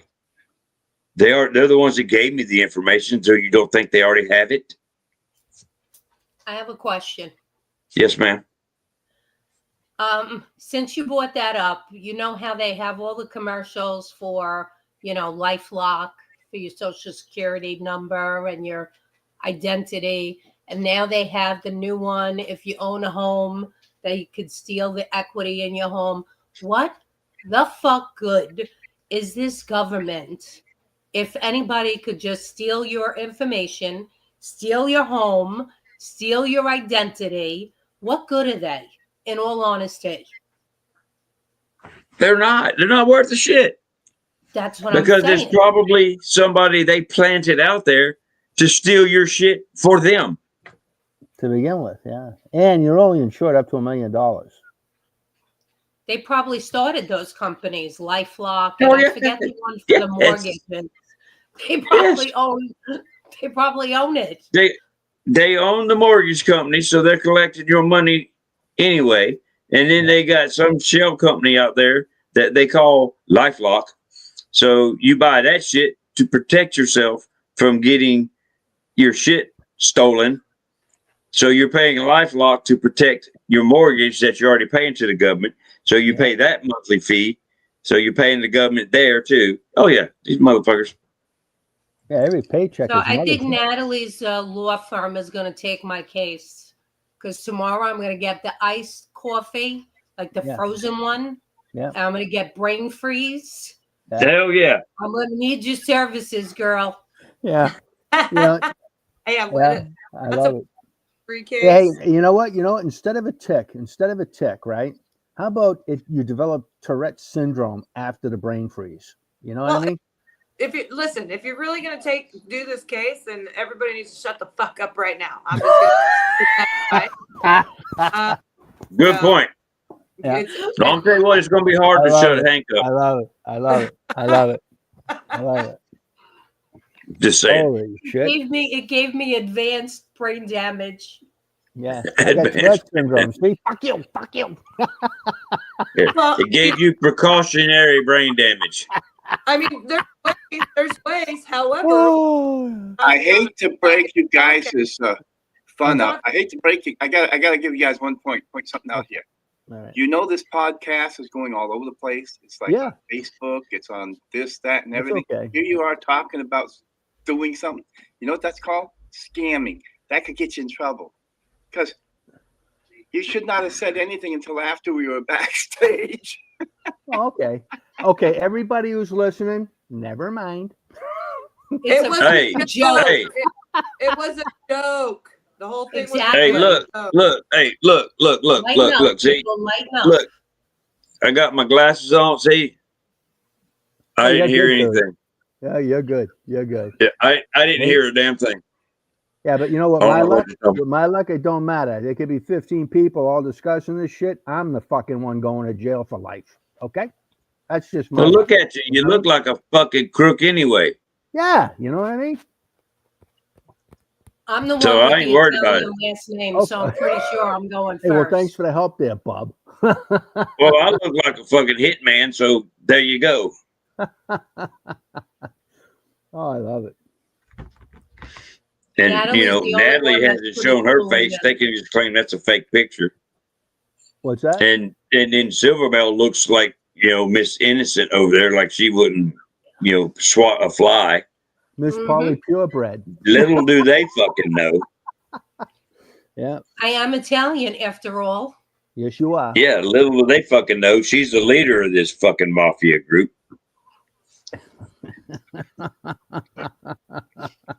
She's got that little old granny look to her, like she gets put a shawl on and knit on her front porch. And then right in her fucking yarn basket, there's a fucking AK. It comes all the way out. It's like this fucking long, but it comes out of the yarn basket. What was Fucking the guy's Tommy gun. name? What was the oh my god, why can't I think of his name? The mafia guy that walked around in Manhattan in his pajamas, making it like he was crazy. You guys know the story, don't you? Oh. He used to walk around Manhattan. He was a big mafia guy. Damn And it, he I can't was remember his pretending he name was now. Crazy. He'd walk around in the streets in his pajamas. No. I know what you're talking about too, but I can't And his remember his damn robe. name. Was it Guido? Yeah, it was Guido. Guido. Guido. That's a good mafia name right there. It's Guido. Crazy Guido. Guido. Yeah. Why can't I think of his name? It was a wasn't, huge story. It wasn't Marciano. No. It was in that era though. I'm gonna have to look it up now. Yeah, you got me. Now you got me all kinds of fucked up curious. Hey guys, I'm out. I'm out for the kids out. My peeps. Toodaloo. Toodaloo, honey. We appreciate you visiting. Hey, go open a space for them folks. Have a good night, Natalie. Thank you. You too. I'm not going to open a space tonight, but I see that you got my text and you. Hey, how'd your floor come out? I did. Beautiful. I love the floors. I'm very, very happy with the floors. Oh, They well, look cool. absolutely beautiful, and they just it turned the house into something different, and I'm very pleased. And I've got new plants and everything to put in here. Yeah, new floors will do that. Whole new place. Yeah, that's right. New paint, new floors. Woo woo. Your husband's gonna walk in there and he's gonna go, shit, this ain't my house. He's gonna do exactly. Huh? That's exactly what's gonna happen when he gets home. Yeah, What the You fuck? can open the door, look inside, and go, "Oh shit!" Close it and run away. Hey, my house. Wrong house, damn it! Vinny the Chin. That was his Now name. Vinny the Chin. And I can't, man, I'm blind. now we're getting. Gitano or something? Gitano. Gitano. Yeah. Now we're getting to some damn mafia names. Now, how you doing, Miss Candy? You made it back?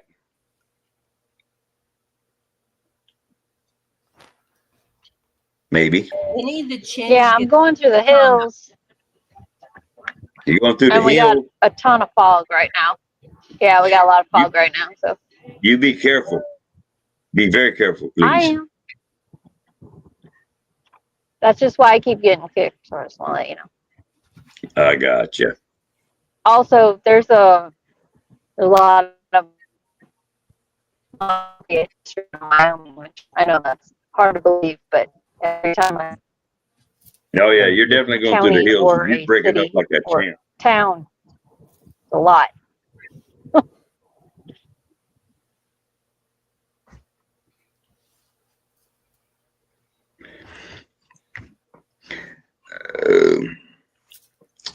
You know, I think Trump kind of messed up. I think Trump messed up today. I think he had an opportunity he missed.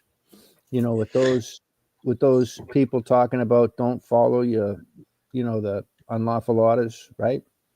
I think he should have had. They should have arrested these folks. I think he should. If he didn't say anything, they should have arrested them. Let him fight it out in court. Well, I think you might be right because, well, these people, Gator, are not idiots. These people have been in the game for a long time. They know what they're doing. Yeah. They know what they're saying. And what they're saying is, it's up to you to decide if this is an unlawful order or not. If you think about it. Yeah. Right? Everybody knows, you just can't, go into a war zone and just start killing people. You know what I mean? You have to go after an objective. You have to, you have a specific mission that you put on. But if you go in there and just start raping, killing, that's you're going down. But what these folks are saying is, you don't have to follow a lawful order. So if you get some orders and it's go time, and you're like, I don't know if this is legal or not, so I'm not going to go. Or maybe somebody's gotten a hold of the person to say, yeah, this is not a legal order. This is not a lawful order. The Congress didn't say you can go in. You know what I mean? Yeah. I'll tell you what. Here's what I am going to do, though. We are getting close to the 4-hour mark. I don't know what happened to my timekeeper. She's hiding behind the curtain now. Well, she just left. No, the timekeeper would be Miss Silverbell. But no, if you read in the private message, she put it there. I put it there not once but twice. So go looky. See, I have trouble. Come on. I'm sorry. There's 3 hours. And it just happened that we're almost 4 hours. Yep, she did. Okay, I'm sorry. Okay, I'm sorry. So before I told you. I told you. I told you. I didn't hear a How thing. many people we got watching now? Got your I told back. you I didn't hear a thing. Got your back.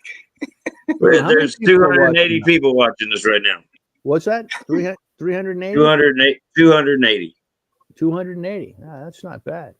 Wow. That is not. We're rolling into about our average. Depends on the night. We'll get up to upwards to close to 1,000 on the night, and sometimes like tonight. Thursdays is fairly new. This is like the second Thursday. So as people find out about it, I'm sure that this number will grow.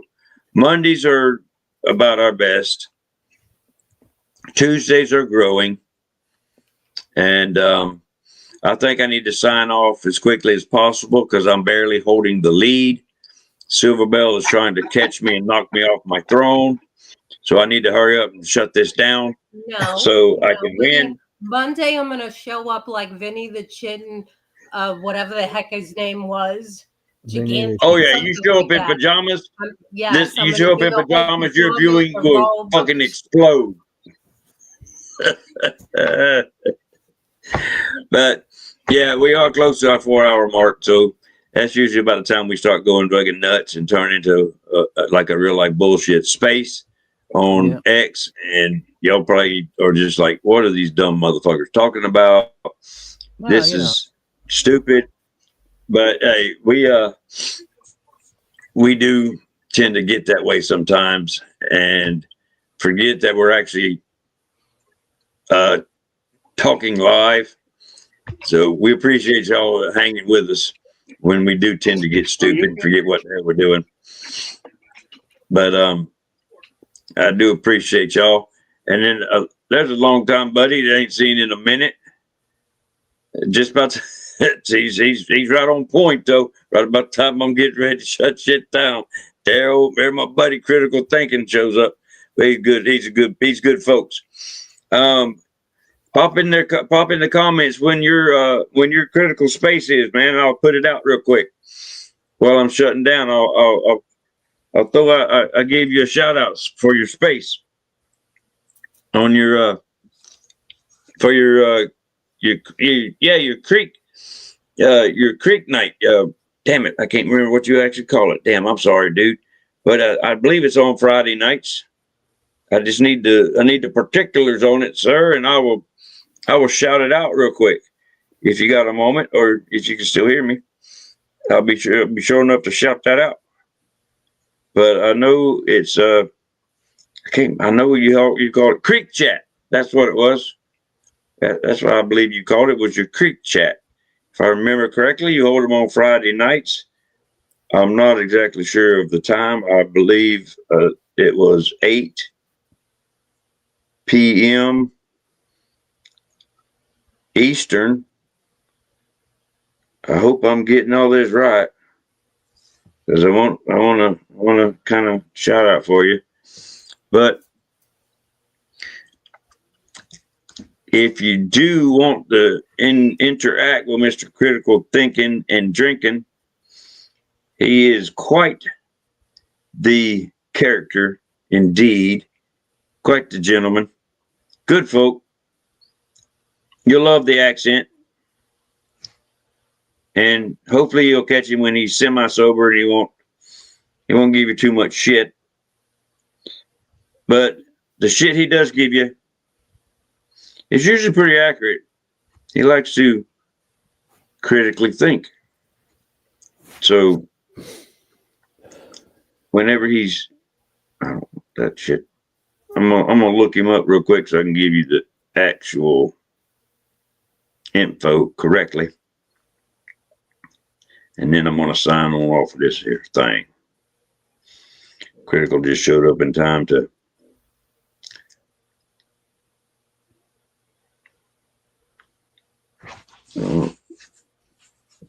I didn't think he changed his name.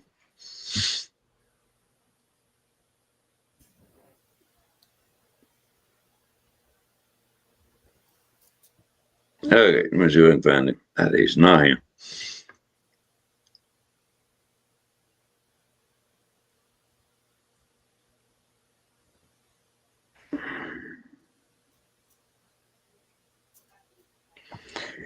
Why am I having so much trouble finding my friend?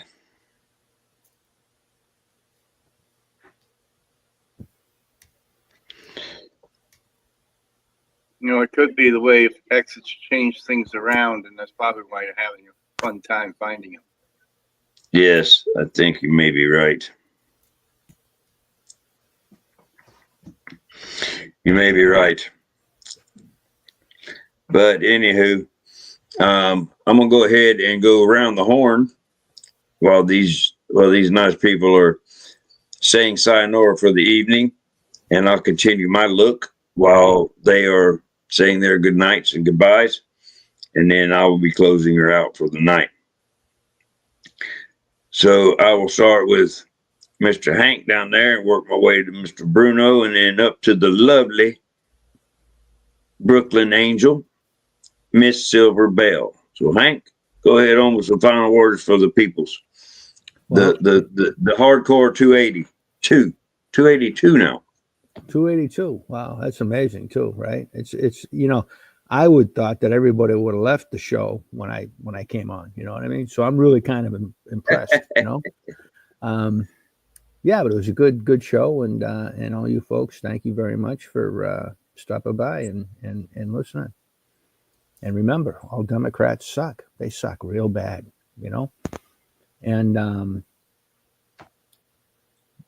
we got to watch out for this Sharia law thing because it's coming, and it's going to hurt, and it's not going to be easy to get this thing out of this country. It won't be easy. It's going to get ugly. That's just my feeling. And I could be wrong, and I hope I'm wrong. But have a good night. Doom and gloom. Have a good night. Oh, there he is. Okay, what you got, Mr. Bruno?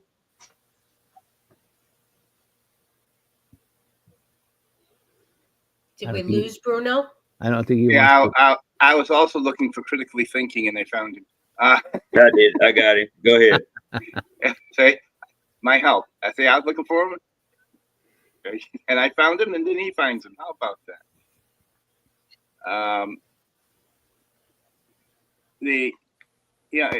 Today was kind of I think it turned out to be a pretty good space. No disapprovals here. Can't believe the bull back there is still crapping, but anyway. I'm a little bit on the, as you probably see, tired and painful side, but anyway. I think I like the idea that I came up with about teaching people and the women and all that stuff, what's coming up. I think that would be a good type of space, podcast to work on. Absolutely. And, I come up with them once in a while. Anyway. No, it's good because folks just don't know how other people live in other parts of the world. They just don't know. They're being sheltered. We're not seeing a lot of it. It's being blocked by our own media. But there is some places that I'm able to find all this stuff, and because I follow some of them from back in Obama's time. So a lot of this stuff was even coming out back then, but they were burying it. So I still got quite a bit of that stuff saved up. But anyway, I believe we'll have more interaction as time goes up. I got linked to, matter of fact, book, and had 2 likes from Facebook. Not bad, huh? And for the first time. And now YouTube's the next one to work on to see if we get more over there. And so I'm kind of pleased how it's turning out. We'll see if we can get even more reach, because we're not getting the reach that much from X for some strange reason. We're just not getting it. X is a funny place. X is a funny place. Well, it's not good for and we should be able to get a lot more viewership than we're getting, even on X with Gator, myself, Miss Silverbell. And to only get 28 in a day or two ago, I got about 1,000. Yeah, so, right, exactly. Yeah, we get something's amiss, and I don't think it's been in our favor. So yeah, I'm going to be working on kind of investigating that too to see if we can get more, outside reach. Further outreach. Yeah. Yeah, and so Silverbell, your turn. Well, it's always a pleasure. I always have a good time. Bring your pajamas on Monday, because that's what we were doing on Monday. Oh, we're doing pajamas on Monday? Yeah, Pajama Monday. So. I love Vinny it. the Chin Gigante, or however you say his name. Yeah. Hey, don't tempt me. I dare you. I dare you. When you get that triple, I might just wear my overalls. I triple dog dare you. Yeah. Ooh. Oh. There's no turning back now, dude. You too, Hank. Show up in your I'm PJs. gonna wear my Oh, yeah. overalls. You want to be hanked on Monday? You got it. No problem. Well, it's always fun, Y'all guys. heard it here. Okay. Y'all heard it here first. Now, I didn't tell you that I sleep naked. So Oh, Lord. you asked for it. I need to speak to Dee. TMI. Well, she'll be home tomorrow. Thank I'll be God. calling. I'm going to be Thank calling. God she'll be home tomorrow. That was. I have been unsupervised for way too long. But yeah. As long as you know, your niece is okay. Your niece is okay, right? Oh yeah. She got her staples so taken out it's all today, so good. she's It's all good. good. Good. You know, Yeah, it's all she's good. then, you know? Yeah. That's Yeah, important. that too as well. Any of the diehard 282. If you have been following along with my crash test dummy, I call my niece. She got her staples taken out today. She made it through. She hyped herself up so bad she damn near passed out and threw up. She's just a kid, so she was like, and then when she got the first one taken out, she was like, that wasn't so bad. That wasn't so bad. So she's fine. She actually drove over there and she hyped herself up so bad, like I said, that my wife had to drive back, but she's good. I don't know if everyone can see the comments over there, but I put Critical's handle on X in the comments. Check it out. Check him out. His thing I was trying to tell y'all about, he's more of a gamer type guy, but he does host a thing called Creek Chat, and it's on Fridays, I'm pretty sure, but you'll have to just catch it and figure it out. Drop him a DM maybe and just tell him Gator sent you and you were asking about his Creek Chat, and maybe he'll answer. I don't know. It's 50-50 on that one, but anyhow, that's enough for his ass now. I love you, brother. But I'm going to be wrapping this up. We'll be having our after party backstage. So for that, I will bid you all adieu. Appreciate y'all sticking with us for 4 hours. It just gets funner and funner each time. And that's because you guys hang with us and just give us somebody to talk to, make us feel somewhat important, and make us feel like we're making some bit of a difference in this crazy ass mixed up world. We hope you appreciate what we're putting out and maybe catch a bit of our dumbass jokes. I know you don't catch mine because I got a level of humor that most people don't understand. They're like, this dude's retarded. But these people here that are with me have learned to either figure it out or just laugh at me because they know I'm retarded. No, because we're just as retarded. They just go, oh, you poor thing, you. Bless your heart. I actually had one of them tell me, bless your heart, one time, and I was like, fuck you. I know what that means. I know what that means. But anyhow, I'm going to tell everybody good night. I'm going to tell everybody good night. And I hope y'all have a blessed evening, morning, or whatever time of day it is for you. May it be blessed. And we will catch y'all tomorrow, probably for Bullshit 2.0. And you'll have a blessed evening now. Way cool. Come on now. Hurry up. That some bitch takes forever. And I'm going to have to talk to y'all again, but I'm not going to do that. A man who stays silent after being disrespected is the one you should truly fear. Silence isn't weakness, it's control, it's patience, it's power. While others react in anger, he observes, he calculates, he waits, because he knows that reckless words serve no purpose. But silence allows him to move with precision. He doesn't need to prove anything. His actions will do that when the time is right. People mistake quiet for surrender, but in reality, it's the ultimate display of strength. Respect isn't demanded, it's earned. And those who underestimate a silent man often live to regret it.